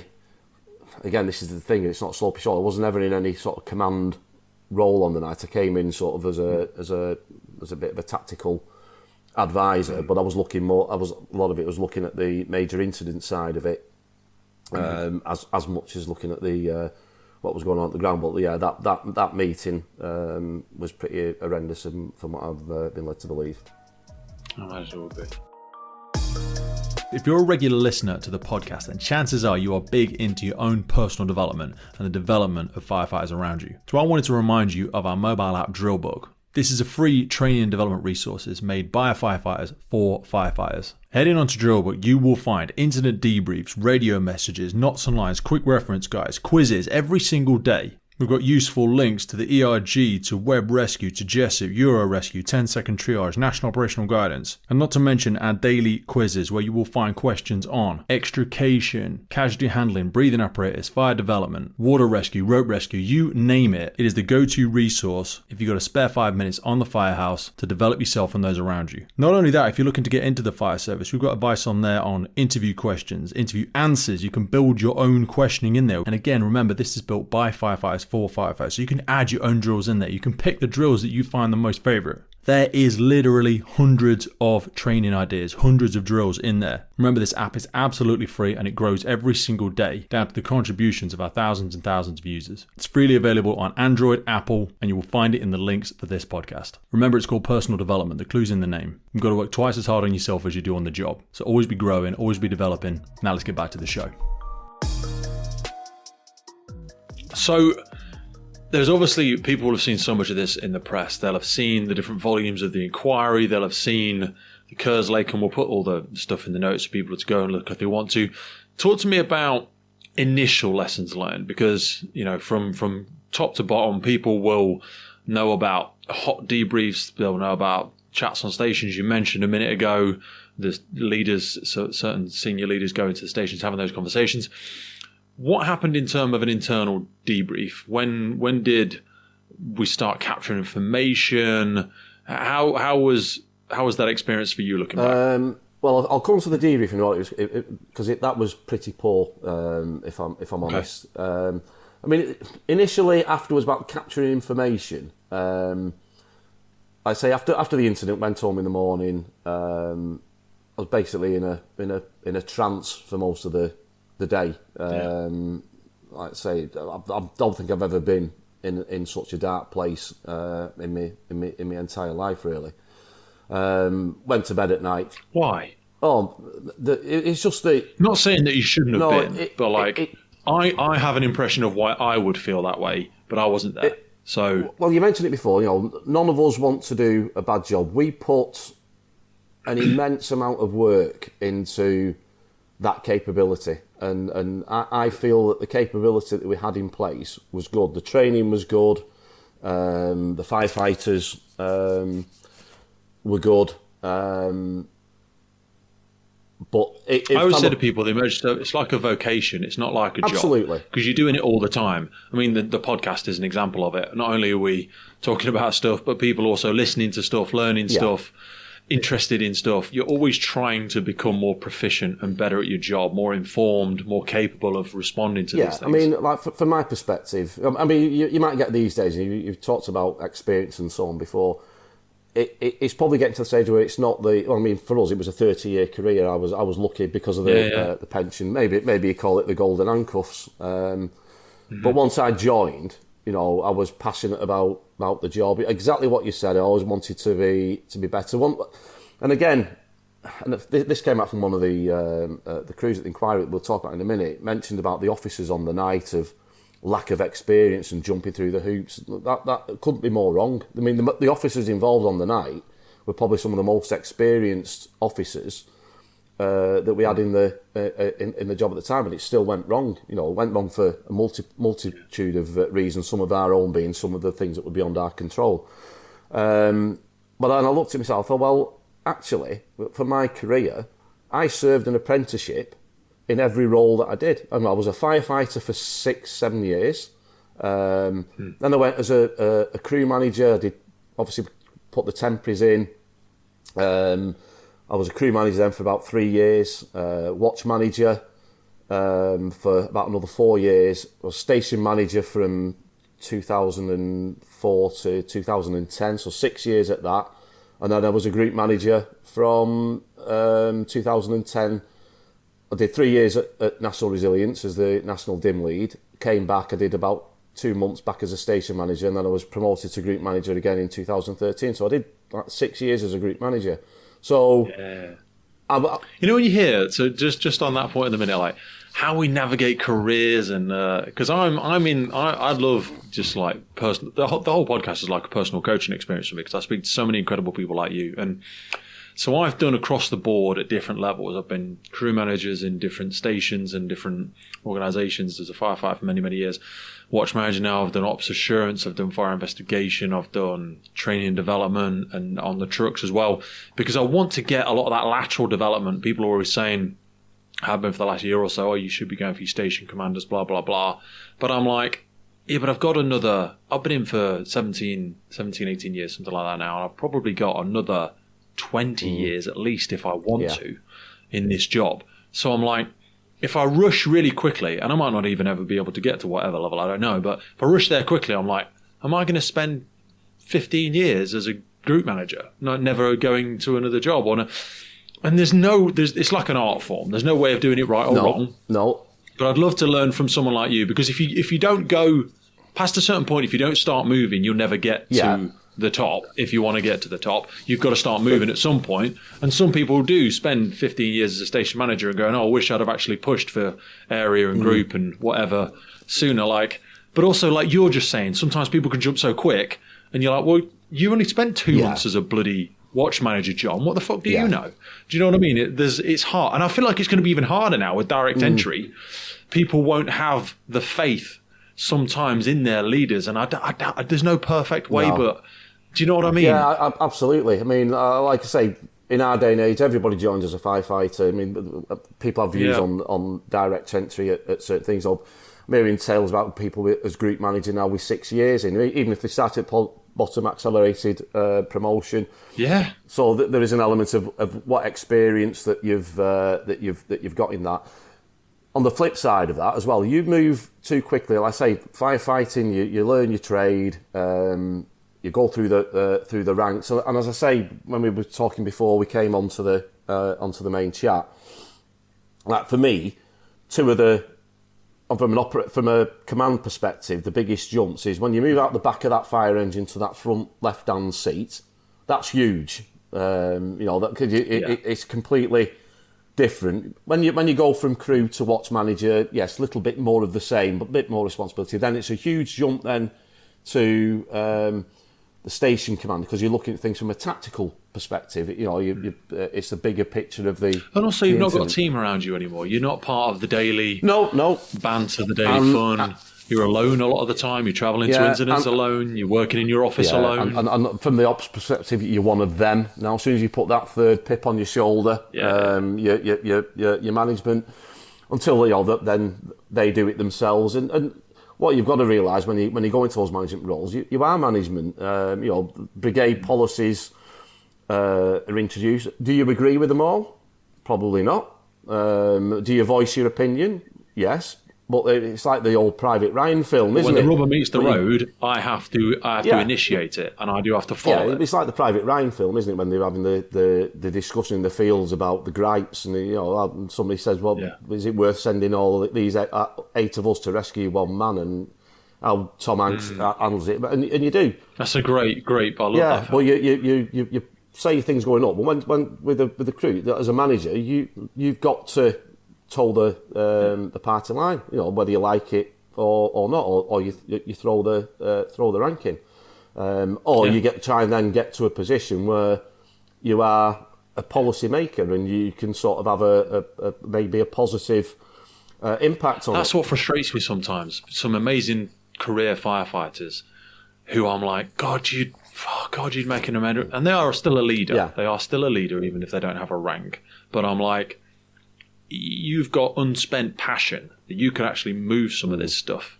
You could help some of this stuff move. But sometimes I don't have an appetite for it. And that's okay as well, but it's tough. Like you say, you shouldn't throw stones if you're not willing to get in the game and do something about it. I mean, I say, just mention that. There was a lad when I joined at Salford, Keith Taylor, best firefighter I've ever worked with. He was superb. He did all his exams. He did the state. He got his station officers, and he got an LF's job. But there was something happened, and again, because of his principles, he turned it down, and he remained a firefighter then for the rest of his career. But he was brilliant, and he's one person. No matter if I turned up as a group manager and I saw him on the incident ground, and he said something to me, absolutely, I'd listen. What'd you make of it? What did you see? 1, 2, 3, 4, and you go right. No issues there, and I suppose that's a bit of skill itself. That you listen to the. So somebody whinging about, we shouldn't be here, we should be, the old days, why are we still here at 2:00 in the morning? I've got work in the morning. I need to get to bed. I'm not interested in that sort of stuff. But yeah, you do. But then going back to what you were, because like I say, when you step into that watch manager position, it's like when people are like, Pete, can't we fucking go? And you're like, I'm not happy yet. So either get off the truck and convince me why I should be happy, or we're going to keep looking. Because I'm not happy yet, because I don't want to recall. I feel like we should be doing something with this. Yeah. I feel like I need to make a referral or something like that. I'm like, we ain't leaving yet, because, and people, it's tough. Because it's on your head then. Yeah. So obviously looking at the things from a tactical perspective, and as you say, you're sort of on your own. You've got a command team around you, but it could be different people on different jobs. Whereas on a watch, it's the team that you're used to working with, and sometimes the tactical is a different way of thinking as well. The operational side, it's get the cold stuff onto the hot stuff and deal with that. Tactical, yes, you've got to do that, but you also consider the wider aspects of the incident. This is where you're really getting into the not say operational and logistic stuff, but the multi-agency side comes a lot more. What's the economical impact? What's the media? What's the everything? So I think that's a really big jump. And again, when you go from station manager to group manager, much of the same thing. Really, a little bit more responsibility.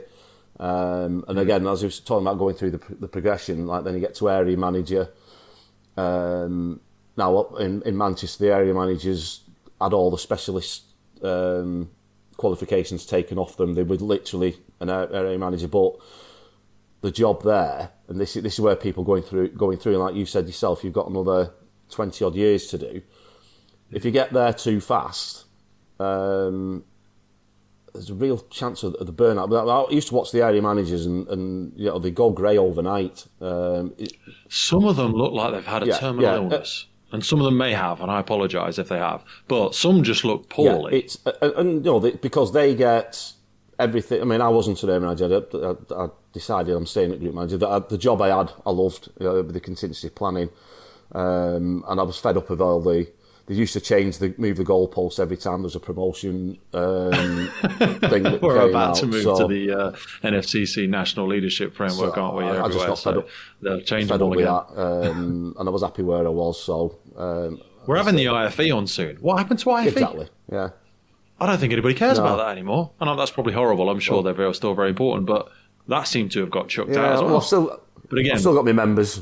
I'm still a member of the IFE. I'll keep it going. I think a lot of it's still very valuable. Yeah. Some people think some of it's pointless. But anyway, we digress.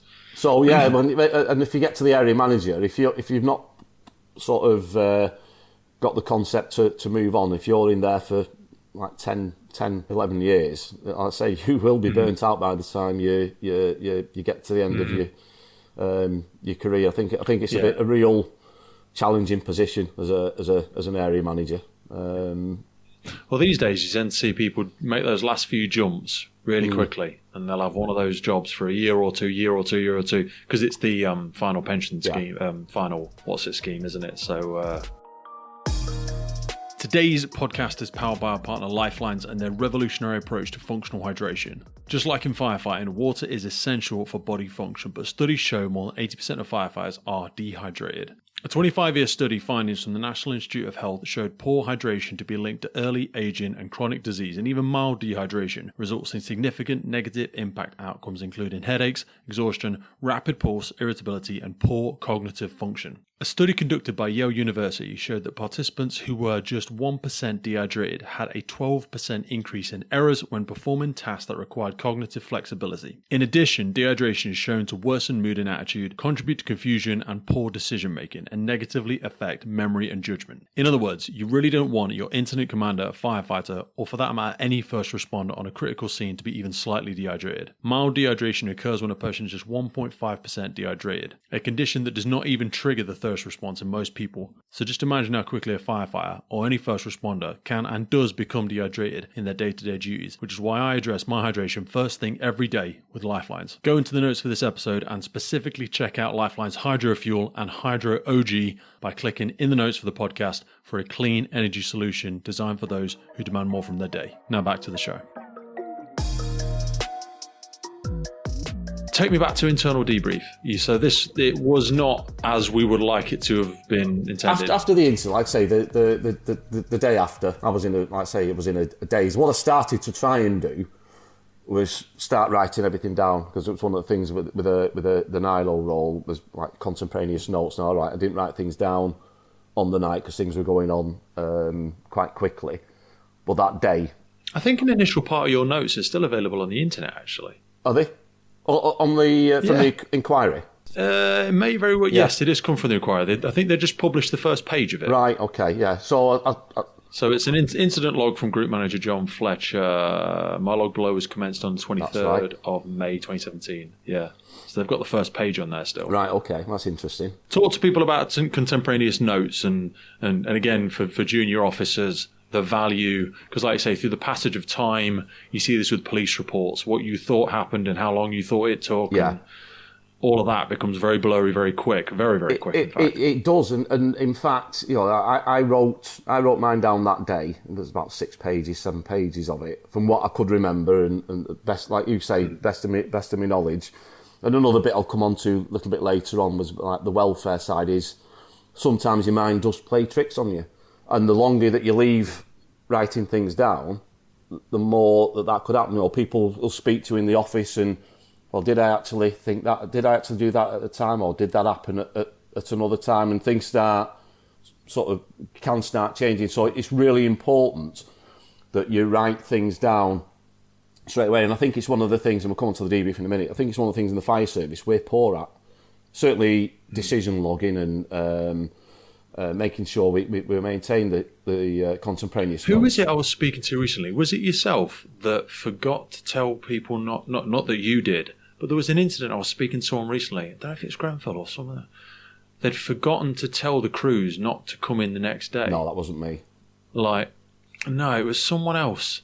It was a major incident, I can't remember where it was. It's going to annoy me, but basically, really tragic, traumatic incident, and everyone was so busy with welfare that the crew was supposed to be on again that next day, and no one had remembered to tell them not to come in because they'd organised covers and they'd organised a whole other contingency crew in and all that sort of stuff, but no one had told them. And the crew just turned up again the next morning, and it was a real miss. Like you said, those welfare pieces is a miss, isn't it? It is. But like I say, with the notes and what have you, I think this is one of the things that the fire service really needs to get better on. But the contemporaneous notes, and anybody like junior officers listening, sometimes they can be worth the weight in gold. You've gone to an incident, you don't have to write everything down chapter and verse, but just some nuggets and certain times that things go on, because it could.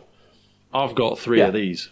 It could, dictaphones for anybody that's listening. I've got like I say with this one, obviously this transcended into a public inquiry, which is the top end of what can happen at the thing you never want to be exactly.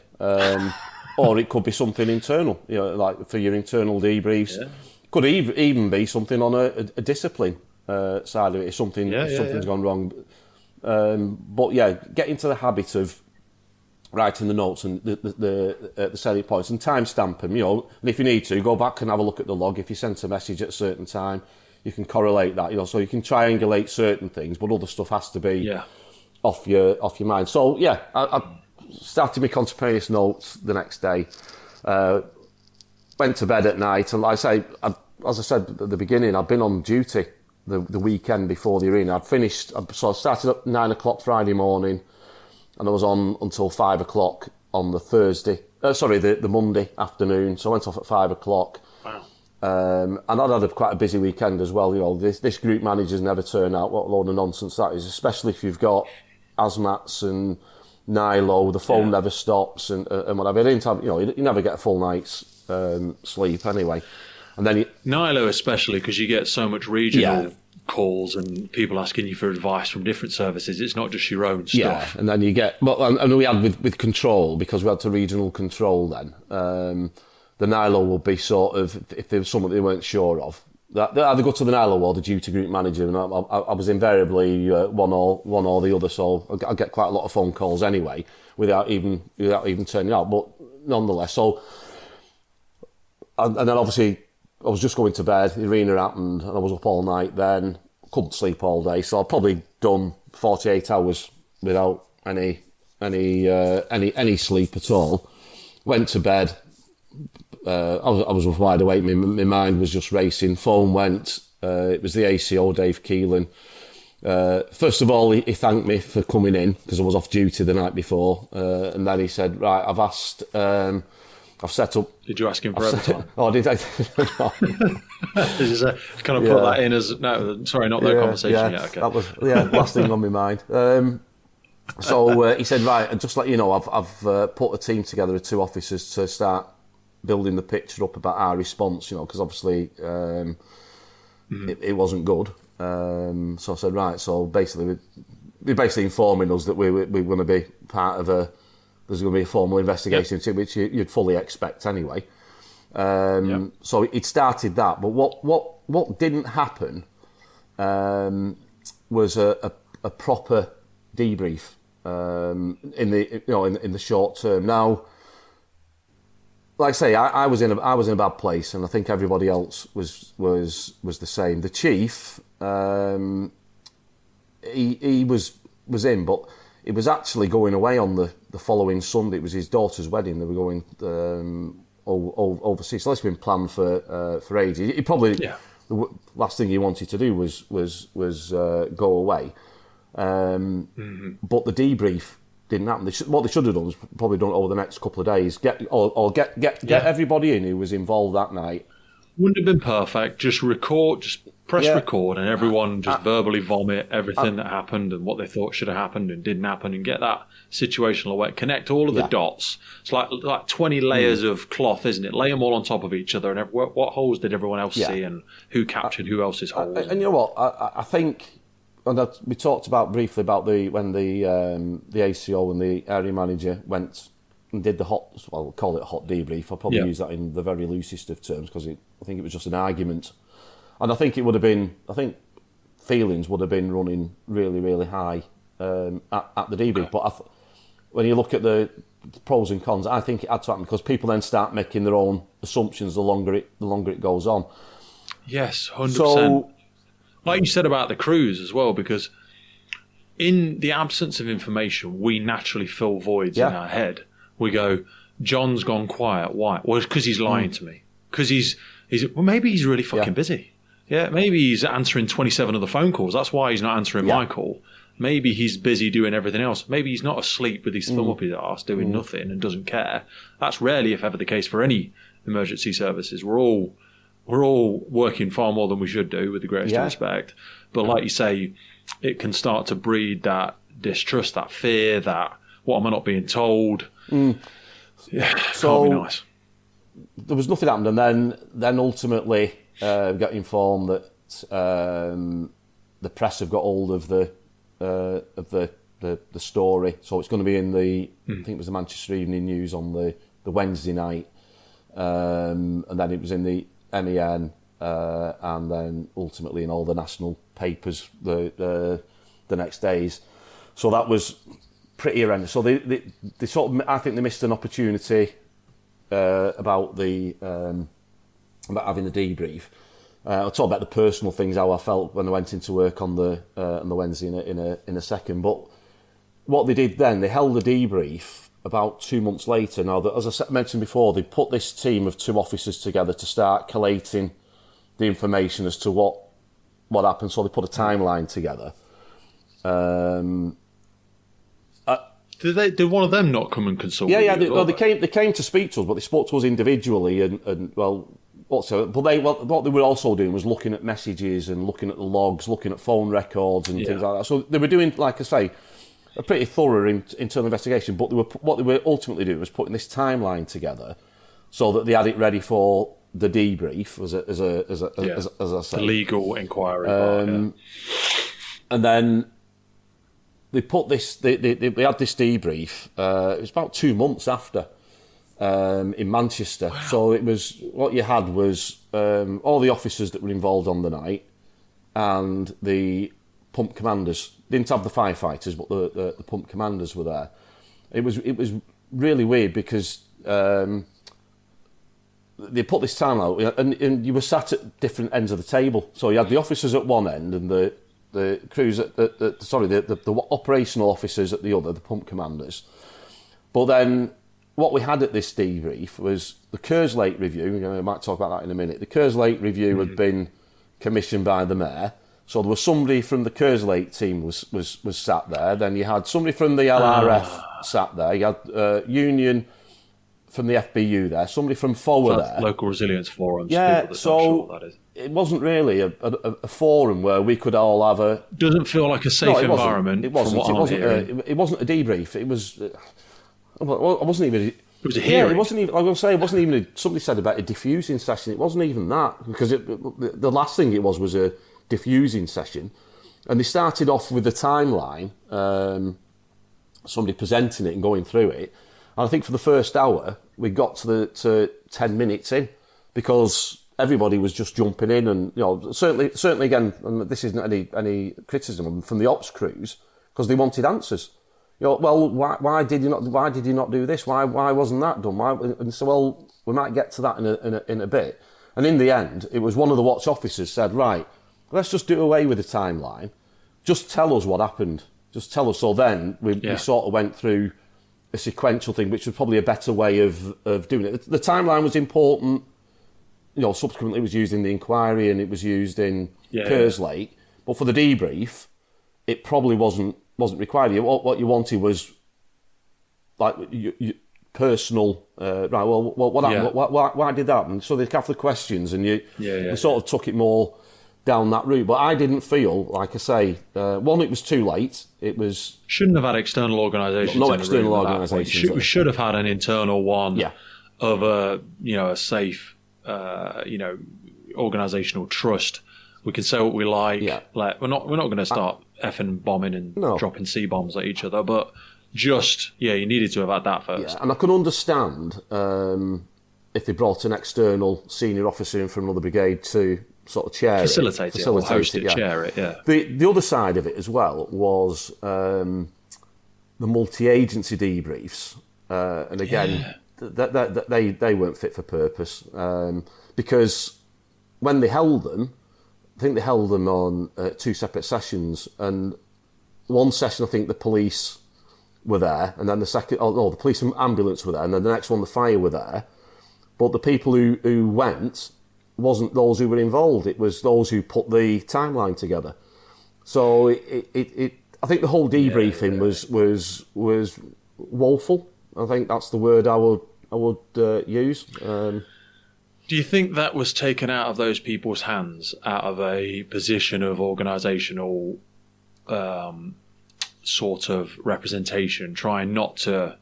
No one wanted to let anyone commit professional suicide, wanted to be seen to be conveying the right information. Sometimes if you have the actual people in the room, I think people are fearful of what they might say. They might drop the organisation in it. Well, you just that speaks a lot about poor trust for me sometimes. And like you say, it's, I don't know. Certainly on the multi-agency side of it, I think that was a mistake. I think there was a lot of, like I said, people were in that much shock. I think the heads were buried in the sand for an element as to what we do. Like I say, the chief went on holiday on the Sunday after, which was unavoidable. It was already planned. It was, like I say, it was his daughter's wedding. I said it was the last place he wanted to be going away. He probably actually wanted to deal with it, but then, like I say, things just sort of drifted then. And real opportunity missed in that first week. Yeah, like you say, Tuesday, Wednesday, Thursday. Honestly, there is really nothing that can be on the list that's more important than us having this conversation. Yeah. And like I say, it probably would have been, there'd have been probably a lot of shouting at it. the anger was, as I say, from the ops crews towards the officers was very, very strong. And obviously we had the political side of it now. We'd just literally gone from being just a normal fire authority. We'd gone to a combined authority where we had a metro mayor in charge. And like I say, and quite rightly, from his perspective, at first he thought everything had gone all right, then he started hearing all the whispers. So then he commissioned the Kerslake review, because we know it was going to be quite a while. At the time, we thought it was going to be the inquests, but we turned to a public inquiry because of sensitive information that MI5 had, and bizarrely, with a public inquiry, they can be heard in closed sessions rather than having to have everything out in the open. So that's my understanding why it became a public inquiry rather than an inquest. From our perspective, it very much the same. It's usually a retired judge chairing it, and some very, very clever barristers with a huge team that look at every cross of every T and every dot of every I. Yeah. How did you feel because looking just at the Manchester inquiry, so forgetting the Kerslake report for a minute, did you realise you're not the most important person in the world, but you mentioned 119 times in that document. Mm. Did you envisage playing such a pivotal role in it? Why? I've never been in one. I've spoken to Danny Cotton and a few other people that have been involved in some incredibly challenging things in their career, and I still feel like I can't cognitively comprehend what that would feel like. Did I feel I was going to be? I thought at some point I'm going to be involved in some way. One, with the procedures perspective, I've been involved. At my department was run the NILOs, so procedural documents and so on and so forth. Obviously, on the night I had a role that came in. Although, like I said, mentioned before, it wasn't so sure. I wasn't in a command perspective. I was more in a tactical advisor role. So I was never not convinced that I wouldn't have to have to give evidence. But yeah, it's. When I was doing the NILO training, I'll just go back to that. The initial NILO, I think it was 2010. One of the best courses I've ever been on. Really? Real quality speakers, and we had one of them was a barrister. It was the guy Mark Scoggins, who defended Cressida Dick after the Stockwell inquiry, the John Charles de Menezes, and he was telling us about public inquiries, and he said like inquests. I want to have a barrister on, someone that's done that. Yeah. Because I think they'd be such a great professional development piece for people to listen to them talk about what actually happens. Yeah, he was. And in fact, like I said, I meant to make contemporaneous notes before. It was because of the input from him, get your notes down. So that's what I did afterwards. And he tell, the way he puts across, and you just say, and he take the mick out you. I don't remember saying I want questions, and right, okay. But he did it. But that is how they speak to you, though. A comical way. You've seen some of the recordings. When we all came out and all of us on the course, my God, I hope I'm never in that position facing him. And then move on. Rip you to bits. Move on 6 or 7 years, and I'm there. Now. Yeah, when you're facing the barristers, it's horrible.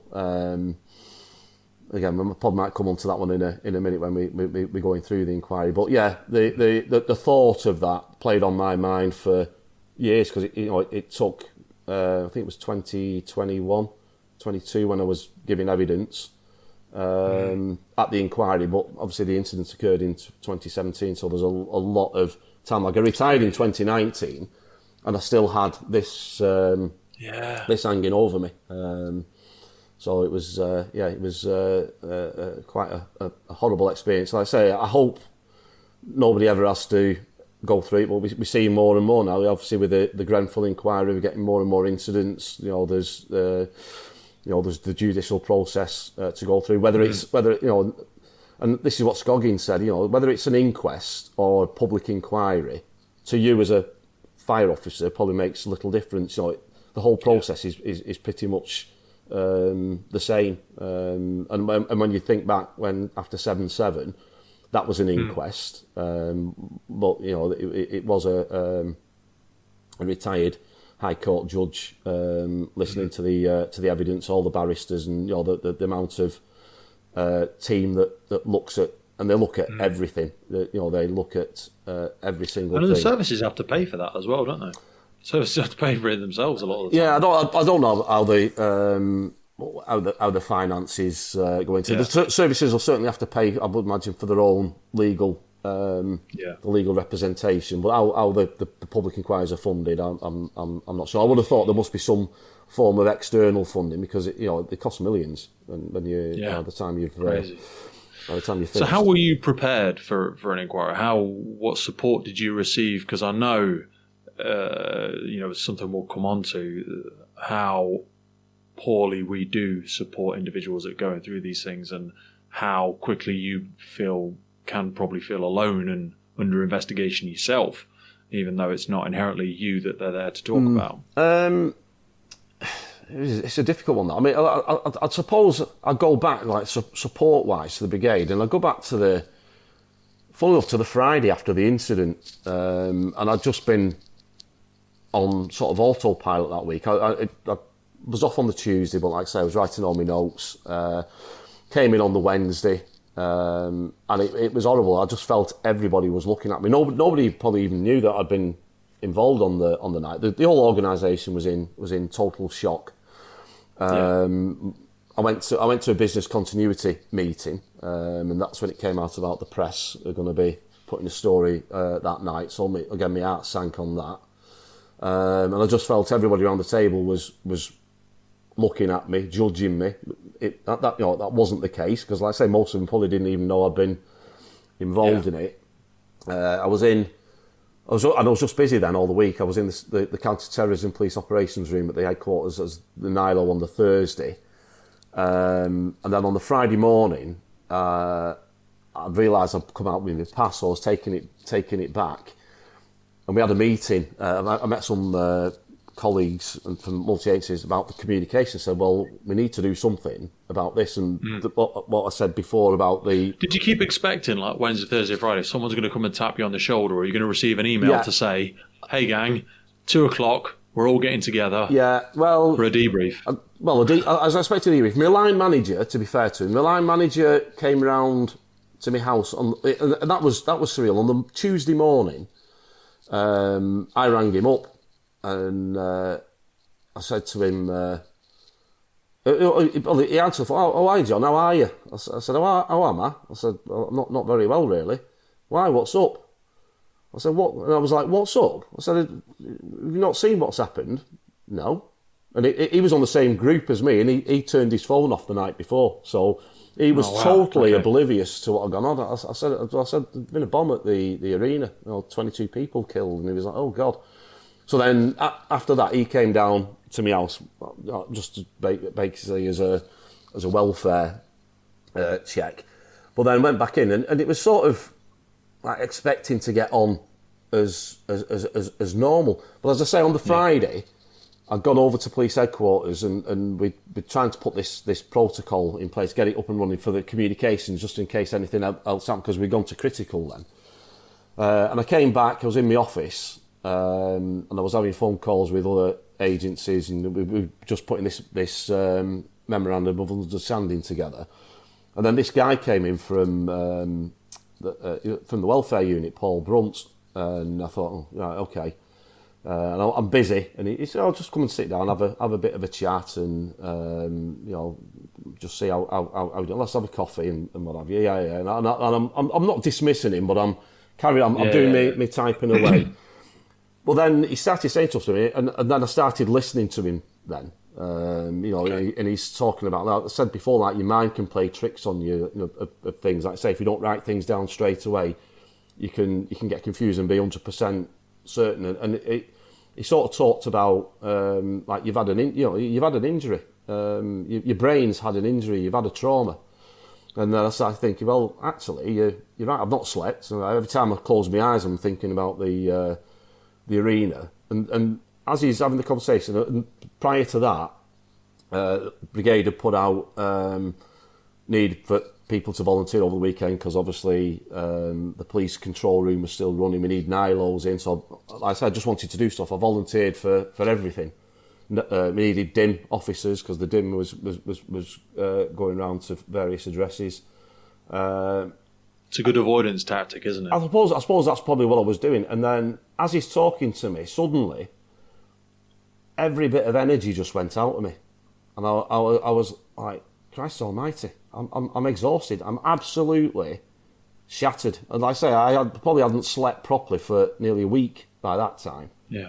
And it was him talking to me, just saying this stuff. So straight away I got on the phone to the ER hub, the emergency response hub, and just said, Luke, sorry about this. I know you might be putting the rosters together, but I just need some time off. I need the weekend off. It was coming up to a bank holiday weekend, and I fully understand. But if he hadn't to come in at that time, I'd have probably been on duty that weekend. And I don't know what that would have done to me.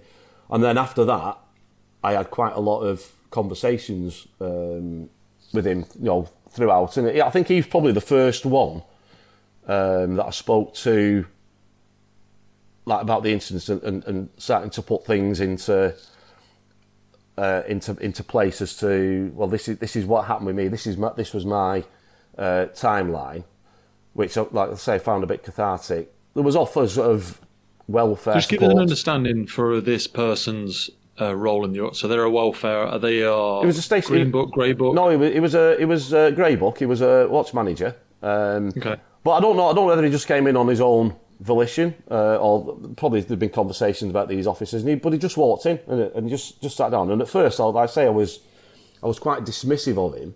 I'm busy.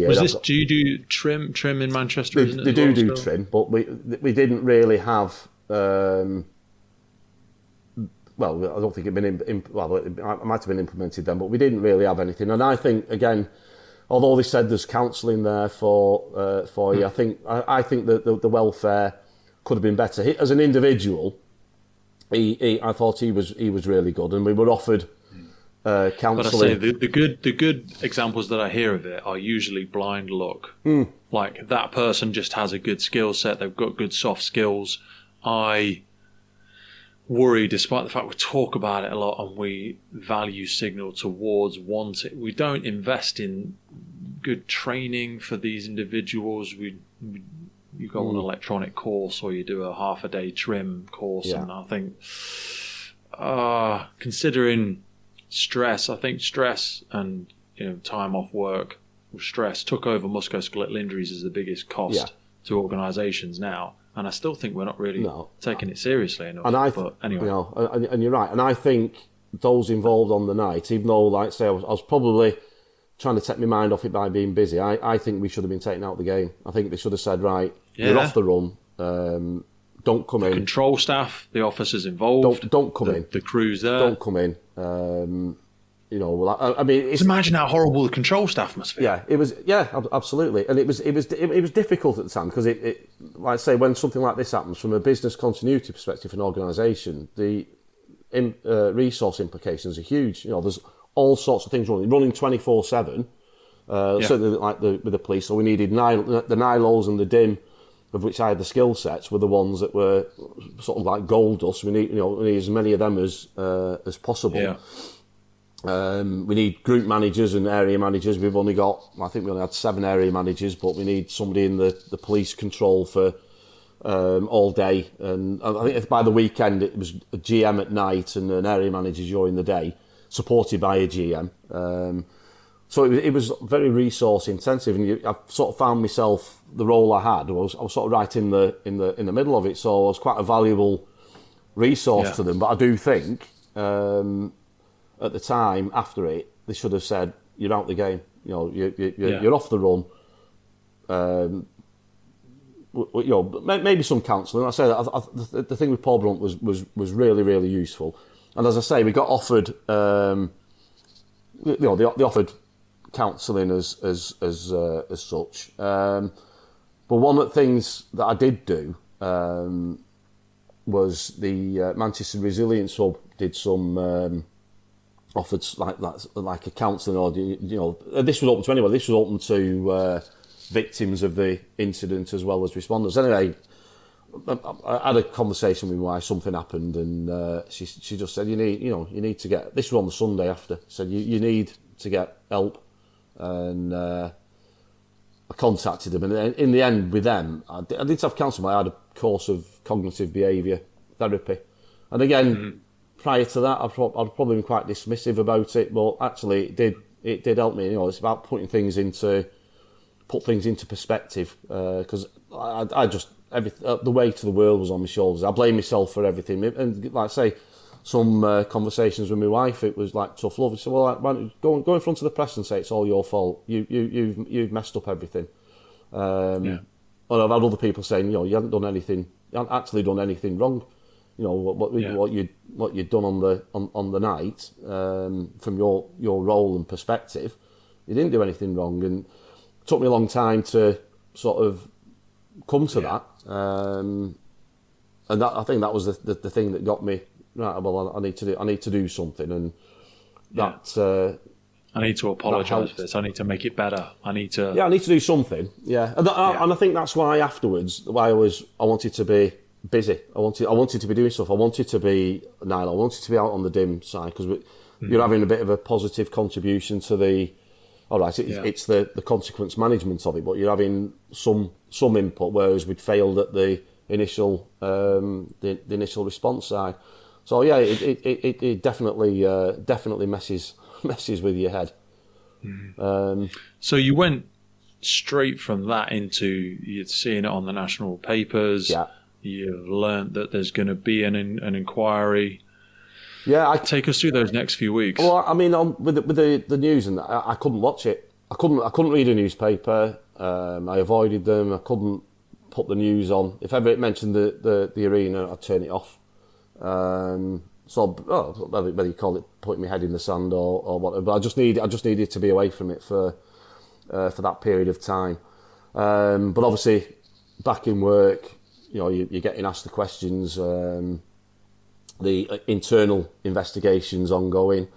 It had been announced then that the Mayor has commissioned the Kerslake review, a non-statutory inquiry. Now, at the time, you think, oh God, that's pretty horrendous. I mean, now, and obviously when I was watching all the Lucy Letby stuff, and they were talking about non-statutory or a statutory inquiry, well, a non-statutory inquiry, to me, it's like the Sergeant Wilson of inquiries. Would you mind awfully being interviewed? You're not summoned. You're asked to volunteer. You don't have to go.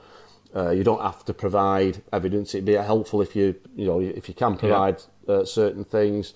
I mean, I just looked at it and for myself, well, yeah, I'll go. I want to know what's gone wrong myself, because I didn't have any answers. So, sort of got ready for that. As I said, we did the so-called debrief in the July, and then I think I was interviewed by the Kerslake team. It wasn't Lord Kerslake; it was members of his team. It's about the end of August, September.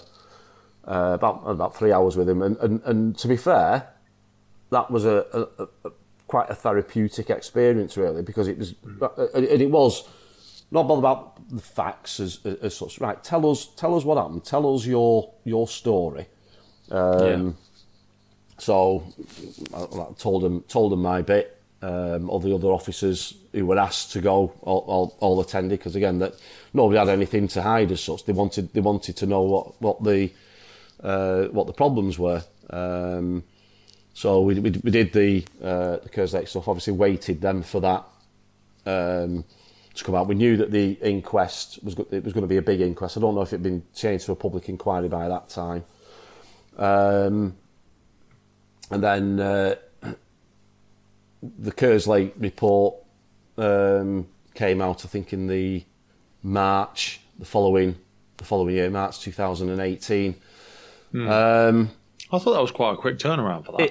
It was, because, like I say, it wasn't looking at it in the same. When you at the time, you think it wasn't trying to point criminal responsibility on anyone. No, it was looking for. It was looking for, well, what's gone wrong.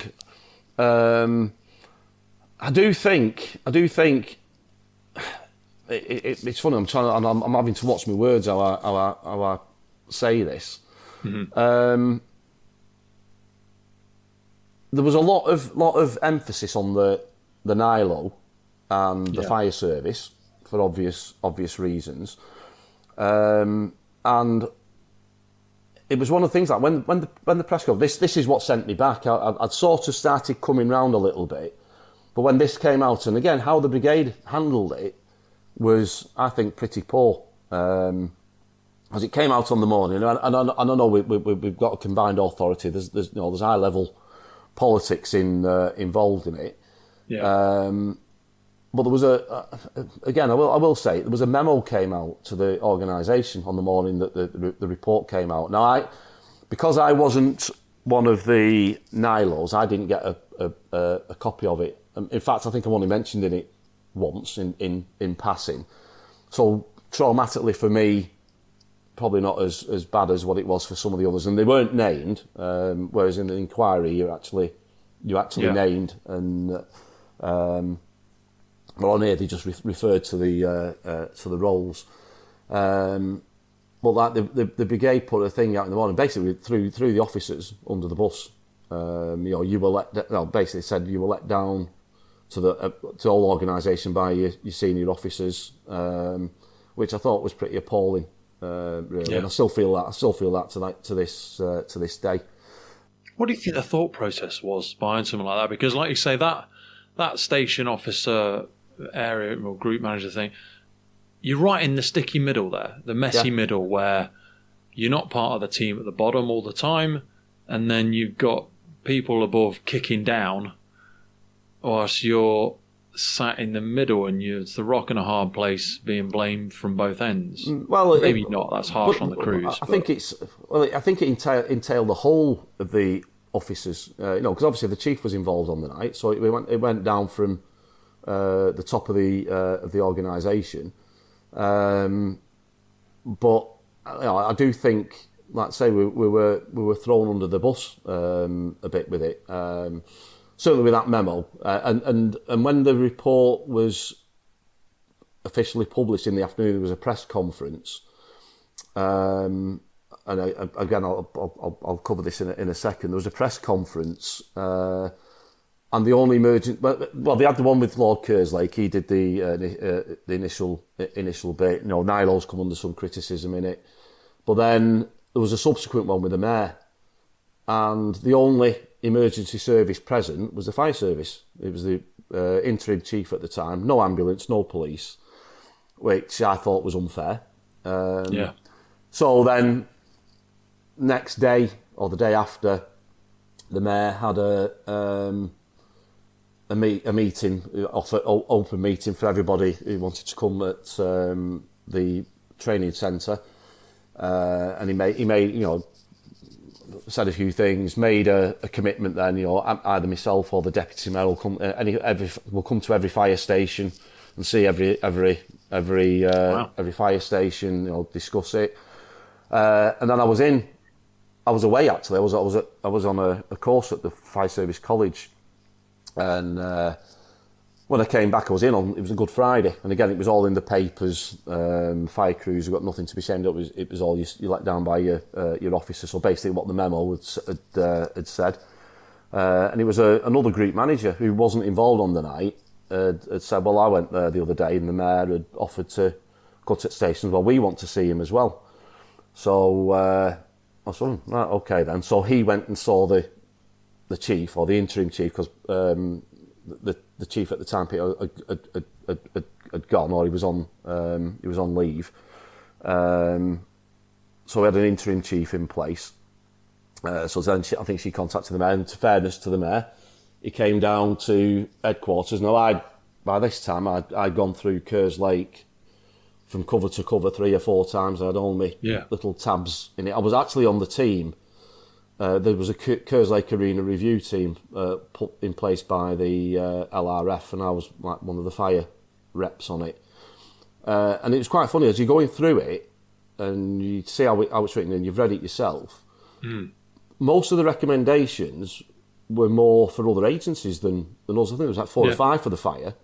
And I thought, well, this will be Chief Superintendent, such a body in charge of responsible for this. And but this is how we worked out. We developed an action summary basically. So as I'm in the audience, and the mayor comes in, we're having the discussion. So I challenged him on a couple of things. I challenged him on the press conference. I said, where was the other emergency services? And I think he said something like, well, the chief constable wasn't in the country. I said, well, it doesn't matter. You put the deputy chief constable there. You put somebody in uniform. I said, what you've done is you've just focused everything on us. I said, and I'm sorry, I'm not being facetious here, but this is a report into the emergency services. I said, it says plural response, not the fire service. I said, no, as you read it, might be some good things about the other agencies. But I raised with him about the declaration of Plato that wasn't passed on to us, the lack of communication. And he said to me, his answer was, well, you should have known that the force duty officer will be overwhelmed. You should have had a plan B. I said, well, I agree that we possibly should have had a plan B. But it was quite clear that Plan A wasn't fit for purpose. If you put a weighting of responsibility on that, and again, I'm not trying to have a go at other agencies and slope shoulders. I said, but 80% of that is on the police and 20% on us, and yet you're focusing on us. Anyway, in fairness, he at the end of the meeting, there was a lot of officers there. He just said, I'll take things into consideration, and that was it. But I went up to him afterwards. Again, this is probably not as well. It might be relevant. I shook his hand actually. I said, Luke, just obviously I've had a bit of I've been quite vocal today, so but I thank you for what you did with Hillsborough, because I said I'm a die-hard Liverpool fan.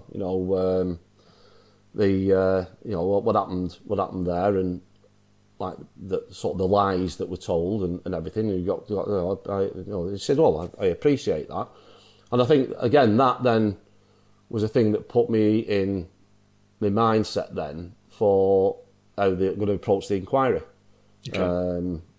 because ultimately, I've like I say, I've got a season ticket. I've sat on the cop, stood on the cop for years, screaming, for justice and what have you, quite vocal on it.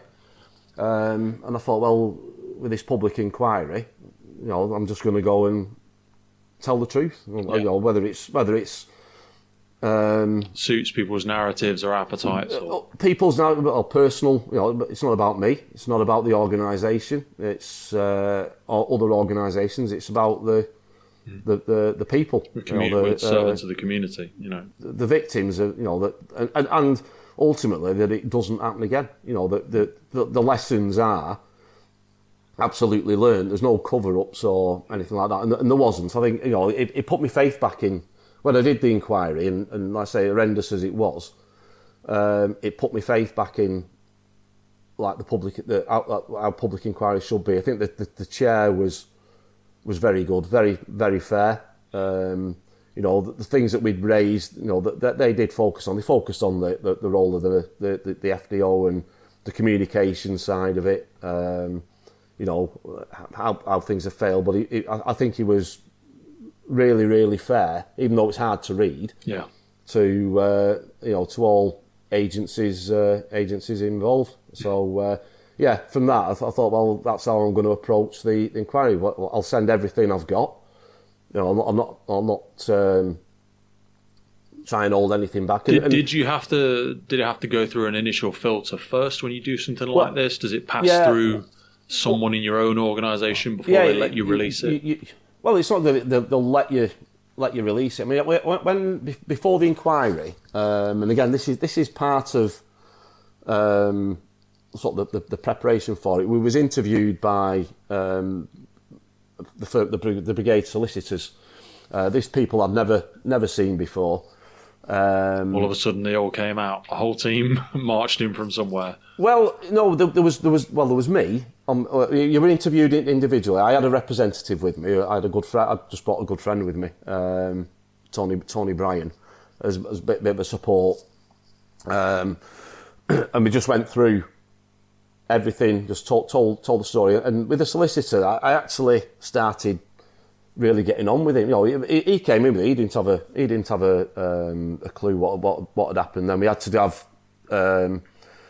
we did it over Teams because the COVID was in place. Then with the barrister that was going to represent the fire service.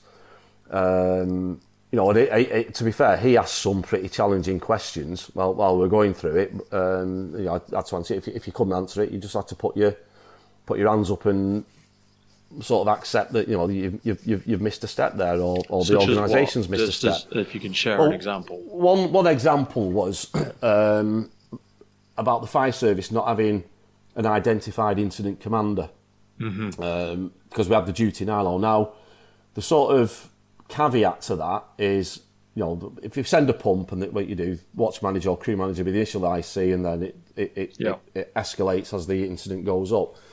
For an MTA, if it's a marauding terrorist firearms attack, it was a specialist response. But this was the only time, really, that a NILO would undertake a command role. The NILO is normally a tactical advisor. Role, yeah. And part of that, we were given, this was from a national side, we were given armbands. You won't have a tabard on, you won't put the white tabard on, because obviously it stands you out, doesn't it? If it's a shooting incident, you don't want to be, excuse me, putting a target on your back. But we'd have they give us armbands, and the armband was unseen commander, and it was white.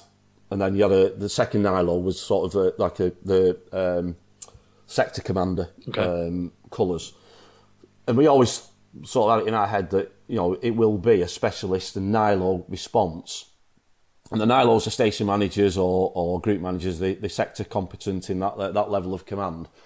So that was what was in our procedures. And but they said, well, yeah, you still didn't have an identifiable incident commander. They said, well, yeah, we got to hold our hands up. We didn't put that in the document. Who will be the IC? And, you know, some brigades will say, well, an area manager should have been in charge of it, maybe at the rendezvous point. I don't know, but it was a step that we unfortunately that we missed. We read the document in a certain way, which others didn't read it in the same fashion. Again, it's coming from that internal bias, because you're conditioned to the NILO is an advisory role.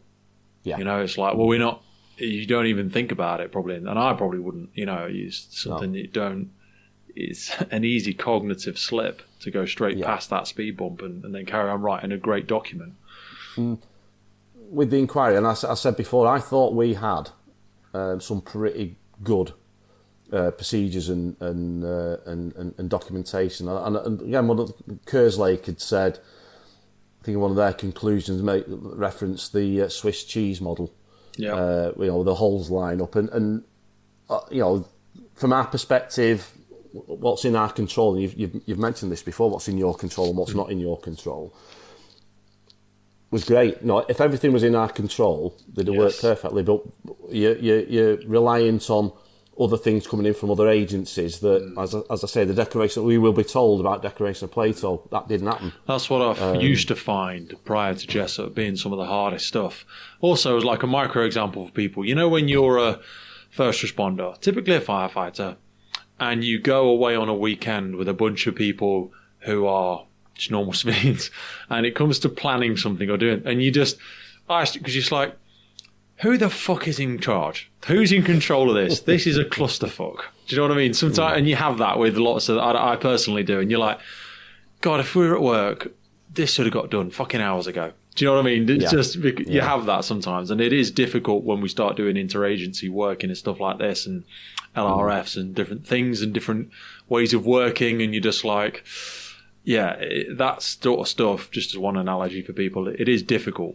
Whereas, like you say, if we just controlled every aspect of this, all the other procedures run very well because we are just in charge of it. Yeah, and I even had after it, about a few weeks after, funnily enough, I was chairing the local JESIT meeting, and again, just as an example, and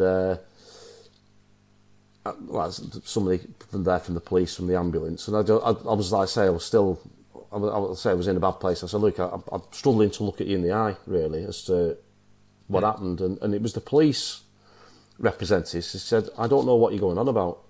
He said the only ones who follow the procedures were the fire service on the night. He said, we had people there who just self-responded. They got away with it. Great. He said, but we there was lots of people there that we didn't know. It wasn't self-deployed. Wasn't coordinated in any way. The ones who follow the procedures, rightly or wrongly, and again, this is one of the things that came out in the inquiry, and even Kerslake to agree, is there's a time not to follow the procedures, and that again, that's where it comes down to the skill sets. Where you go to yourself, we should be there. Just send someone. Yeah, and that's where your experience, like you said about experience and all that comes in. But trying to do something on an incomplete picture when you're miles away is different to being there and seeing things in front of you and making rational decisions on what's in front of you. It's a whole different different concept, and this is I think the first time in this country. We've had obviously terrorist incidents before, but this was the one where, as it was reported to us, it's a bomb. We've had an explosion. We've had many multiple fatalities, and we've got an active shooter situation as well. It was the worst of the worst, and it was the first one. And when you're the first ones involved in it, and trying to make decisions. Like I say, I wasn't a decision maker on the night, but I've got sympathy with those who were trying to make those decisions miles away from the incident. About am I going to send crews in to areas that I'm not saying we're never going to say that they're safe. You can never be totally safe, but you send them to an area that's been agreed that's where you're going to command the resources from, and you move on from there. And that didn't happen. So when I was reading through the Kerslake report, but also the inquiry, the NILO role in itself, not you or any direct individual, but my concern is that the brand of the NILO has had a lot of damage. It was a real huge step forwards in terms of how services operate, how we work, more succinctly, how we can add value in incidents normally outside of our sphere of control. But you've obviously been part of their creation. You've seen them in their infancy into what they are now. Act, if you will, as a salesperson for how they still add a tremendous amount of value, how we've learned from a lot of this stuff, and the evolution of the NILO role since things such as the attack. Yeah, the NILO role for me is one of the major step forwards that the fire service has had. I mean, it goes back, I think it's early 2000s, and it was London. It was a guy called Pete Simpson. Hope he doesn't mind me mentioning his name. I think he was working with a guy called Tony Dixon at the time. They did an exercise on the Underground in London, and it was about the passage of information in intelligence, which is a bit bizarre when they say that one of the failings on the night of the Arena was a lack of communication. But again, we'll address that in a minute. It was intelligence that wasn't passed on, and ultimately the first predetermined attendance crews that arrived were wiped out. The umpire said, "Right, you're dead now." You're dead, yeah. So they looked at this role of the NILO, and obviously at the time, police and certainly security services would be very reluctant to share sensitive information with us, certainly in a pre-planning stage. With the fire service, they had to be clearance for certain information, clearance and a reassurance. So London through Pete developed the NILO role. You would have security clearance to SC level. You would be competent commanders at that level. You could provide quite a lot, and I think they sold it as well as not what they can provide us, as to what we can provide to them, because there's a lot of stuff there. And as I mentioned before, members of the public didn't consider us on the night of the arena. they weren't ringing the fire service, but there was an awful lot in our locker that we could have sent. I would say more than anything, we've got people incident. as well. We've got people and resources, and we can add a lot of value very quick. First responders, ambulance workers, police officers, they're in pairs at best. They're very heavily under-resourced. We can add a lot of great stuff very quickly to incidents.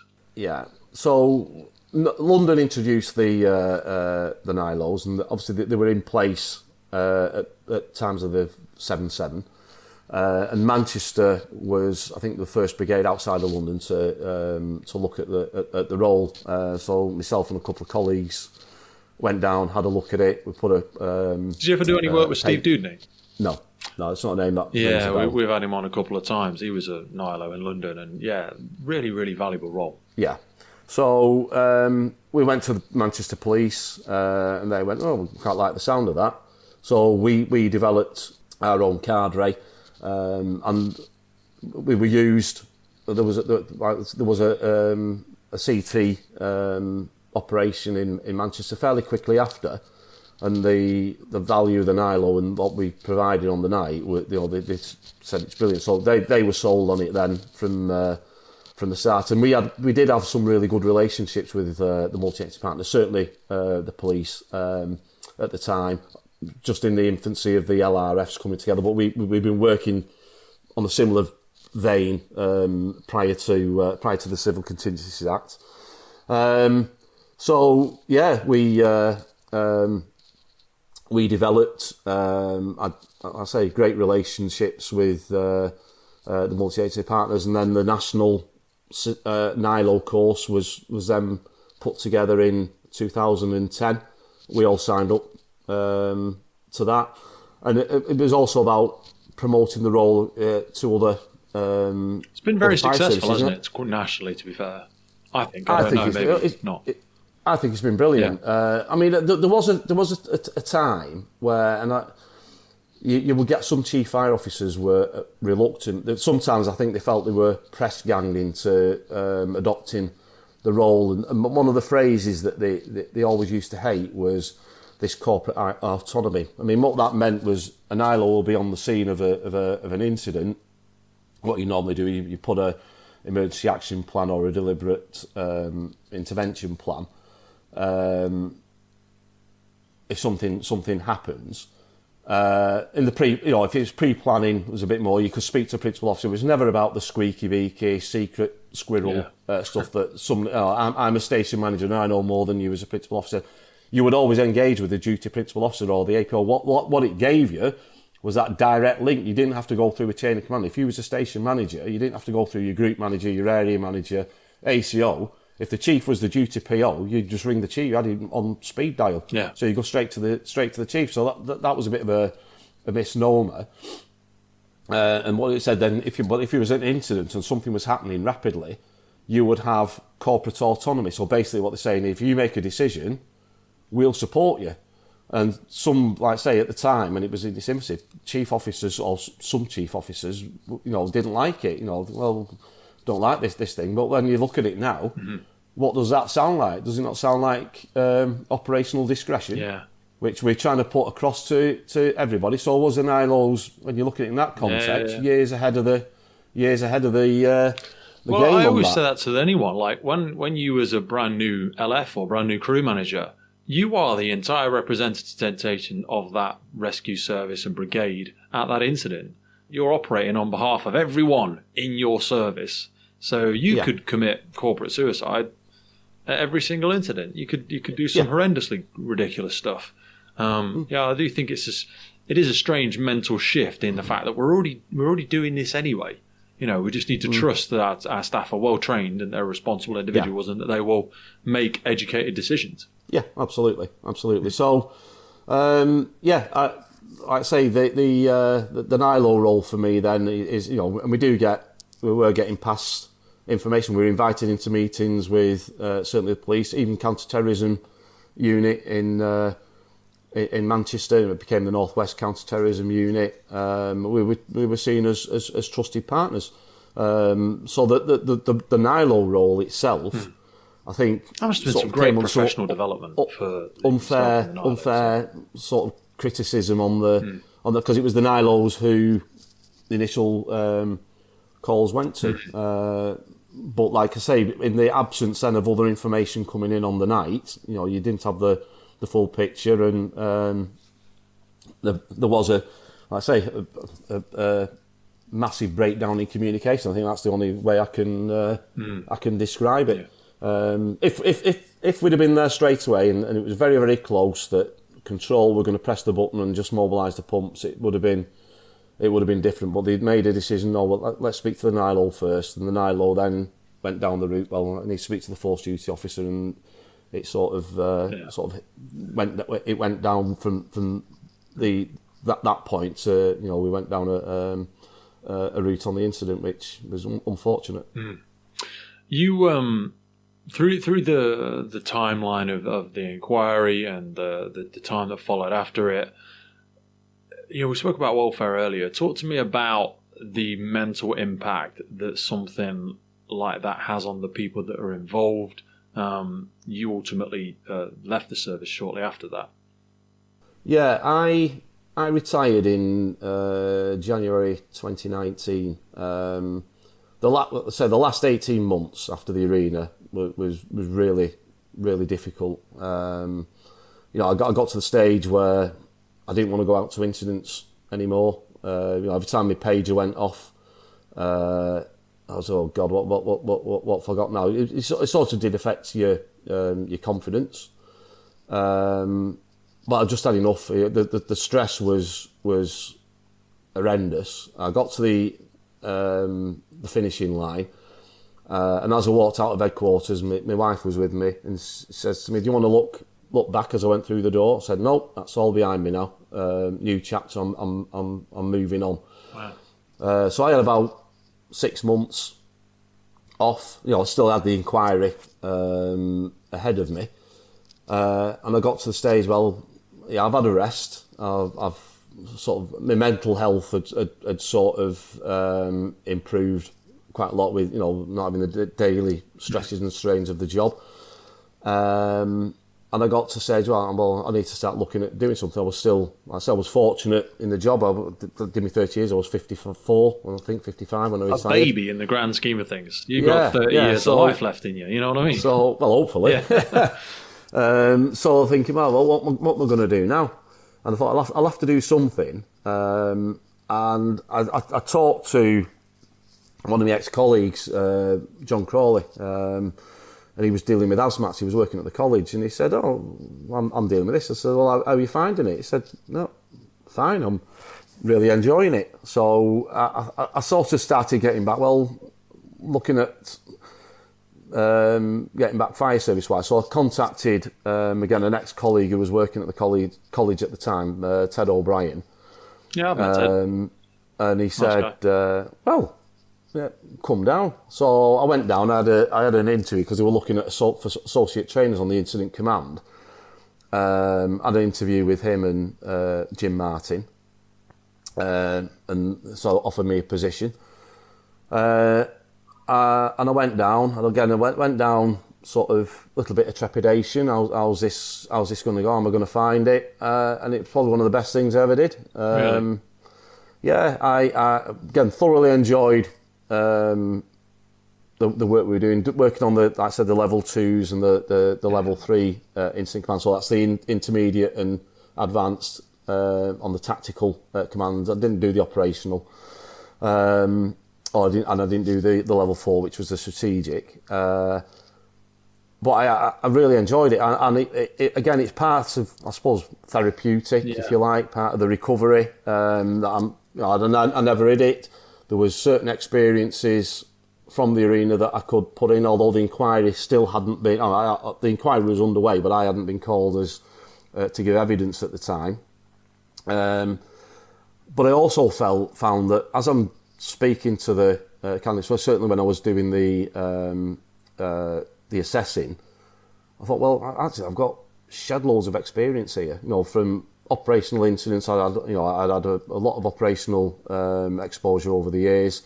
The Arena was one incident, and it was a bad experience. But then again, can you take positives from a bad experience? Definitely. Hopefully, I tried to do that, and I got a lot of satisfaction from it, and sort of getting a bit more belief back in myself, if that makes sense, a bit of confidence, and I've got a lot to be thankful, certainly to Jim and Ted and the team that I work with down at the college. I mean, obviously I've moved on from there now, but that was nothing to do with them. That was an organisational thing and politics again and finances.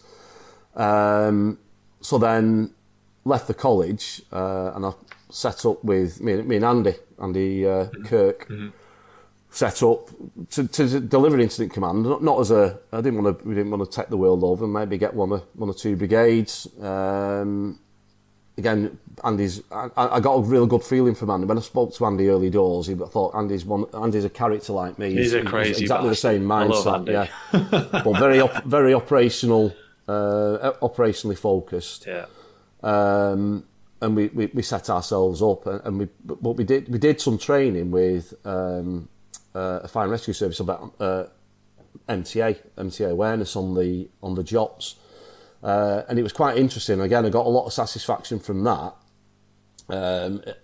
Again, I think by that time I had been given evidence at the inquiry. The report hadn't come out, but I could give them. Well, these are things that I think are going to come out, and it was giving them an exercise of. Real time. Well, what resources have you got available at this time? What officers have you got? How's this going to happen? What are you going to do? You've not got no specialist response. Yeah. What are you going to do with your non-specialist responders? You're not going to hold them back. And obviously, no, we're going to be in there and doing. And the other thing as well, and it was quite interesting for me. You mentioned Plato. You asked me about Plato before. Plato. Outside of the main officers, if you talk to operational crews, they've never heard of it. Never heard it. No idea. And we were the same in Manchester when Op Plato. I mean, Op Plato came out in 2012, prior to the Olympics, when the first joint operating principles came out, and we were the same. Any document we redacted it if it was public facing, or I say public facing, internal facing within the organisation. We redacted it. Oh, that's a sensitive word. We can't let that out. But then when you actually think about it logically, the ones who really need to know about it are the operational crews, because if they hear it's an Op Plato on a job, oh right, there's supposed to mean something here. To you. It's got to mean something to them, and then if they hear then subsequently since the Arena, right, Op Plato's been rescinded, we're dealing with it as an incident. Suddenly, your risk profile has changed immeasurably. But from a point of understanding rather than, what the hell's that? Plato, I never heard of it. And that really opened my eyes, dealing with that brigade. So this is what I said before we came on. A good oversight to You've got such a... You've been gone so far down this rabbit hole, and I have this with so many guests in different ways. You've forgotten how much you know. What I mean by that is, because you've been there for all of it. You've onboarded all of this logic and information and knowledge over a long period of time in a staged, progressive way. But it's so valuable to so many other people. And this is what gives me the constant sense of fear and guilt, is that there's so many incredible people I'd love to have on the podcast, yourself included, because it's like, you've no idea how much this knowledge is not proliferated out there. Really is not common sense, as we would consider it, to someone that's so deep into it, such as yourself. There's so much value. People like you, Andy, Ted, loads of other people just add to the wider organisations, but they'll probably never get a chance to sit in a room with you. They may never go on a course with John and Andy or whatever.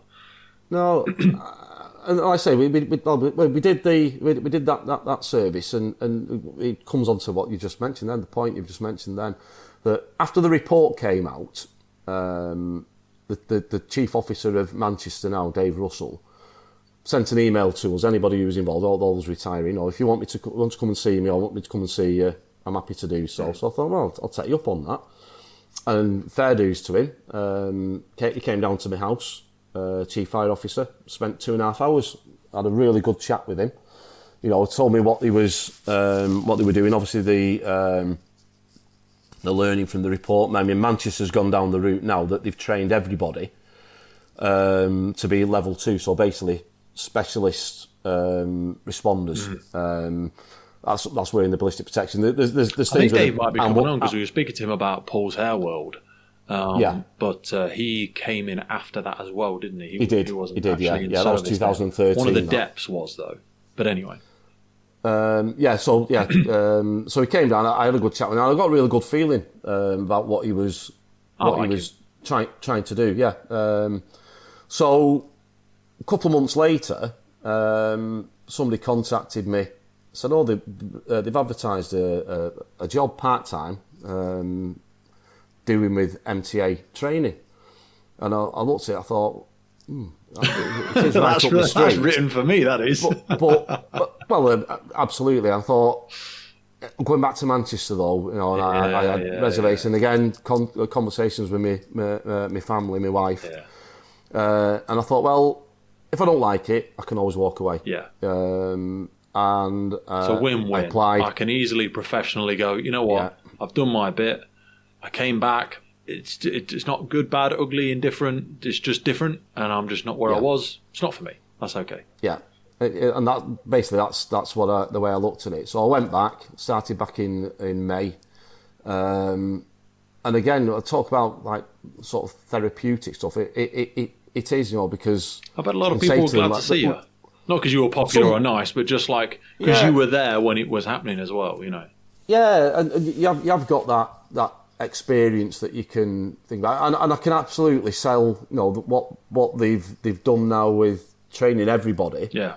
You know, I mean, it's a Met Brigade. It's, you know, the thing with resources is different, but I think it's a step in the right direction. But like what we've done now, last year, I came in at the end of what they call phase 1, where it was getting the kit, training them to use like the skeds and putting the ballistic protection on, a little bit of a walkthrough exercise.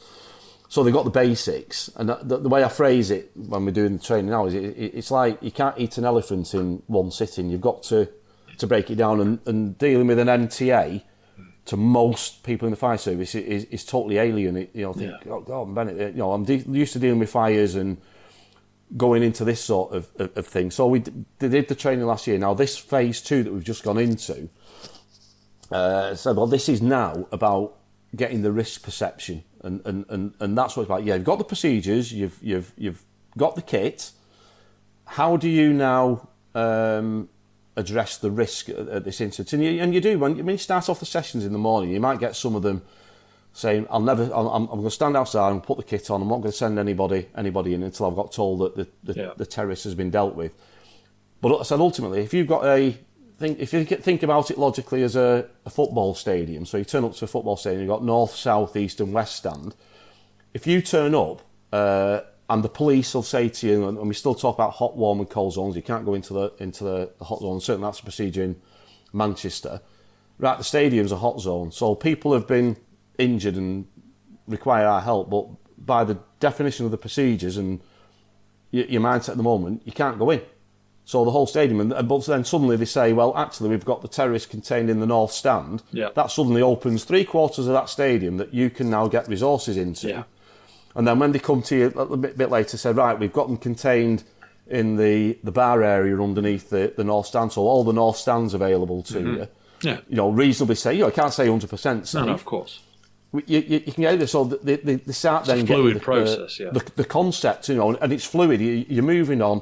Yeah, you might not be able to go to that position at that moment in time, but 10 minutes later, that's up to you. It's the same as that decision model. It's constant, right? Keep cycling. It's constantly going round, and it's the thing about the PPE. Do you need ballistic protection in that area?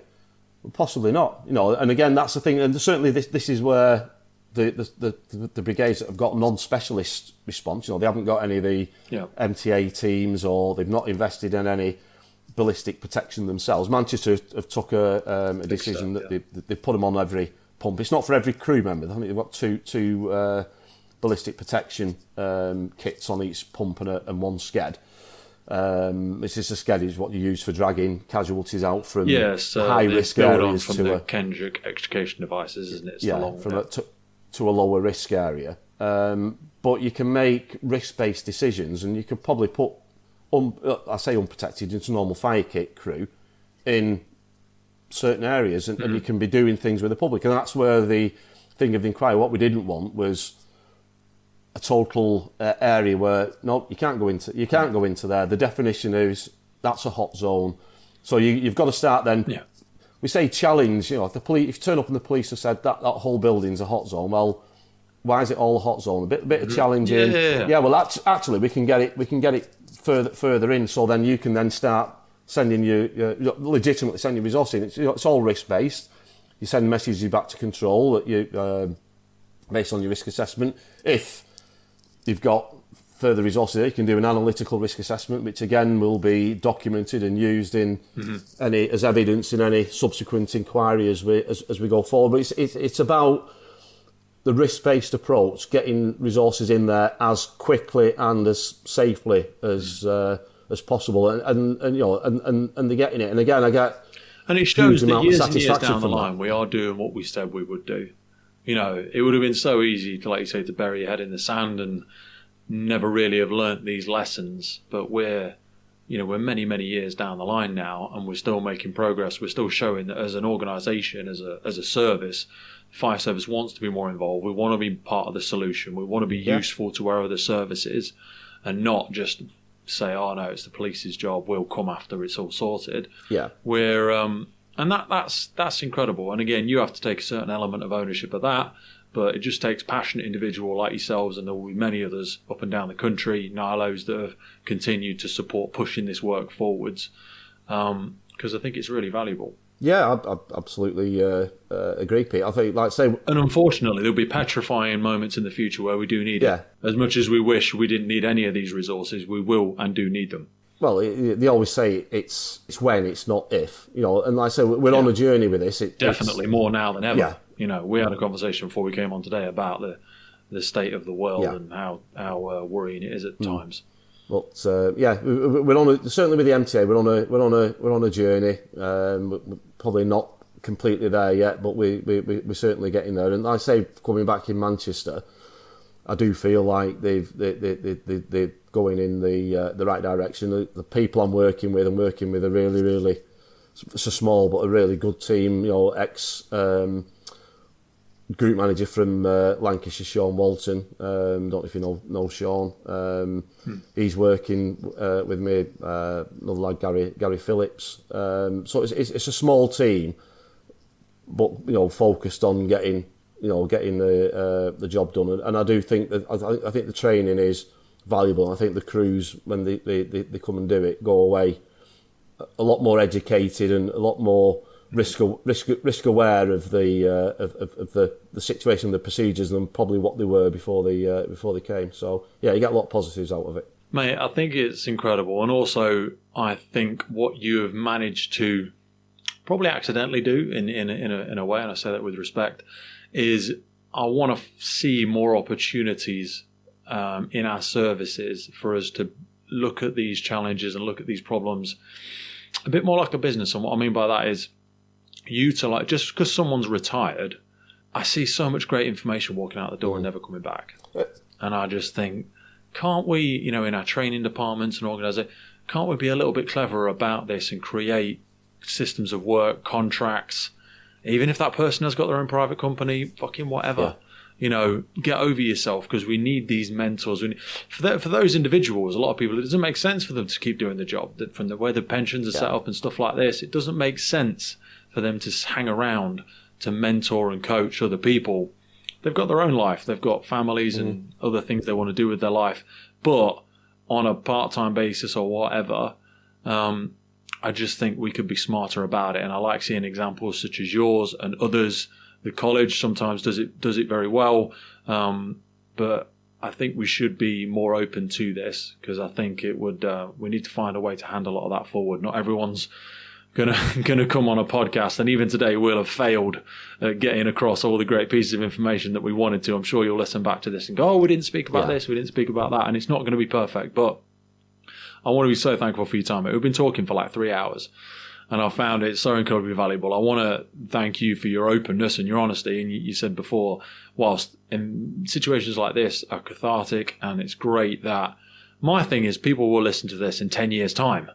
You know, when someone talks about the Manchester Arena and someone pulls out the old inquiry document, and people don't want to read documents now, let alone in 5 or 10 years. So this is so valuable, but it's only possible from experienced individuals such as yourself and so many other guests being able to get over themselves and come on and realize that it is a safe space and that we do just want to help pass these lessons forward. But I know you've had to take all time away from your family and everything that you did intend to do with your retirement to have a long conversation with myself. No, I mean, I say thanks for the opportunity to speak. And as I said to you before, to come on the podcast, it wasn't an instant decision. I know, like say, you contacted me, and I had to think about it. It's the first time really I've spoken as publicly and openly, but I think the time's right now. Like I say, after the arena and the inquiry, I've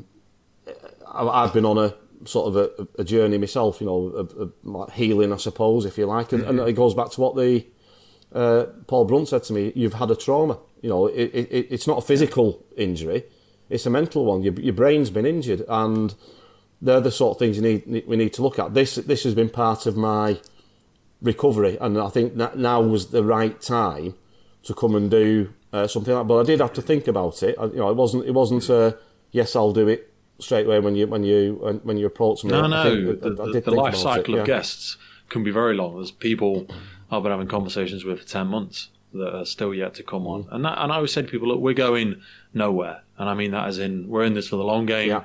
These are, I don't take for granted for 1 second the trust that people put in coming on and sharing their stories. But it also, what you've just said there reminds me of, I'm a recovered addict, and one of the things that often is in AA and addiction and stuff is one of the final stages is paying it forward, supporting someone else. And when you've been through something life changing, and I'm not for 1 second trying to compare apples to apples, these different challenges that people go through in their life, but we all go through challenges. And I think that final step can be missed because paying it forward, passing that knowledge on, so that when someone else is going through their Manchester Arena, they're going through their Grenfell, their Paul's Hair World, their 9/11, whatever it might be, to hear that someone else was once heading into that spiral mental vortex, thinking that, I don't know if this is for me anymore, maybe I want to get out of the job, maybe I want to get out of this world, maybe I don't want to be here anymore.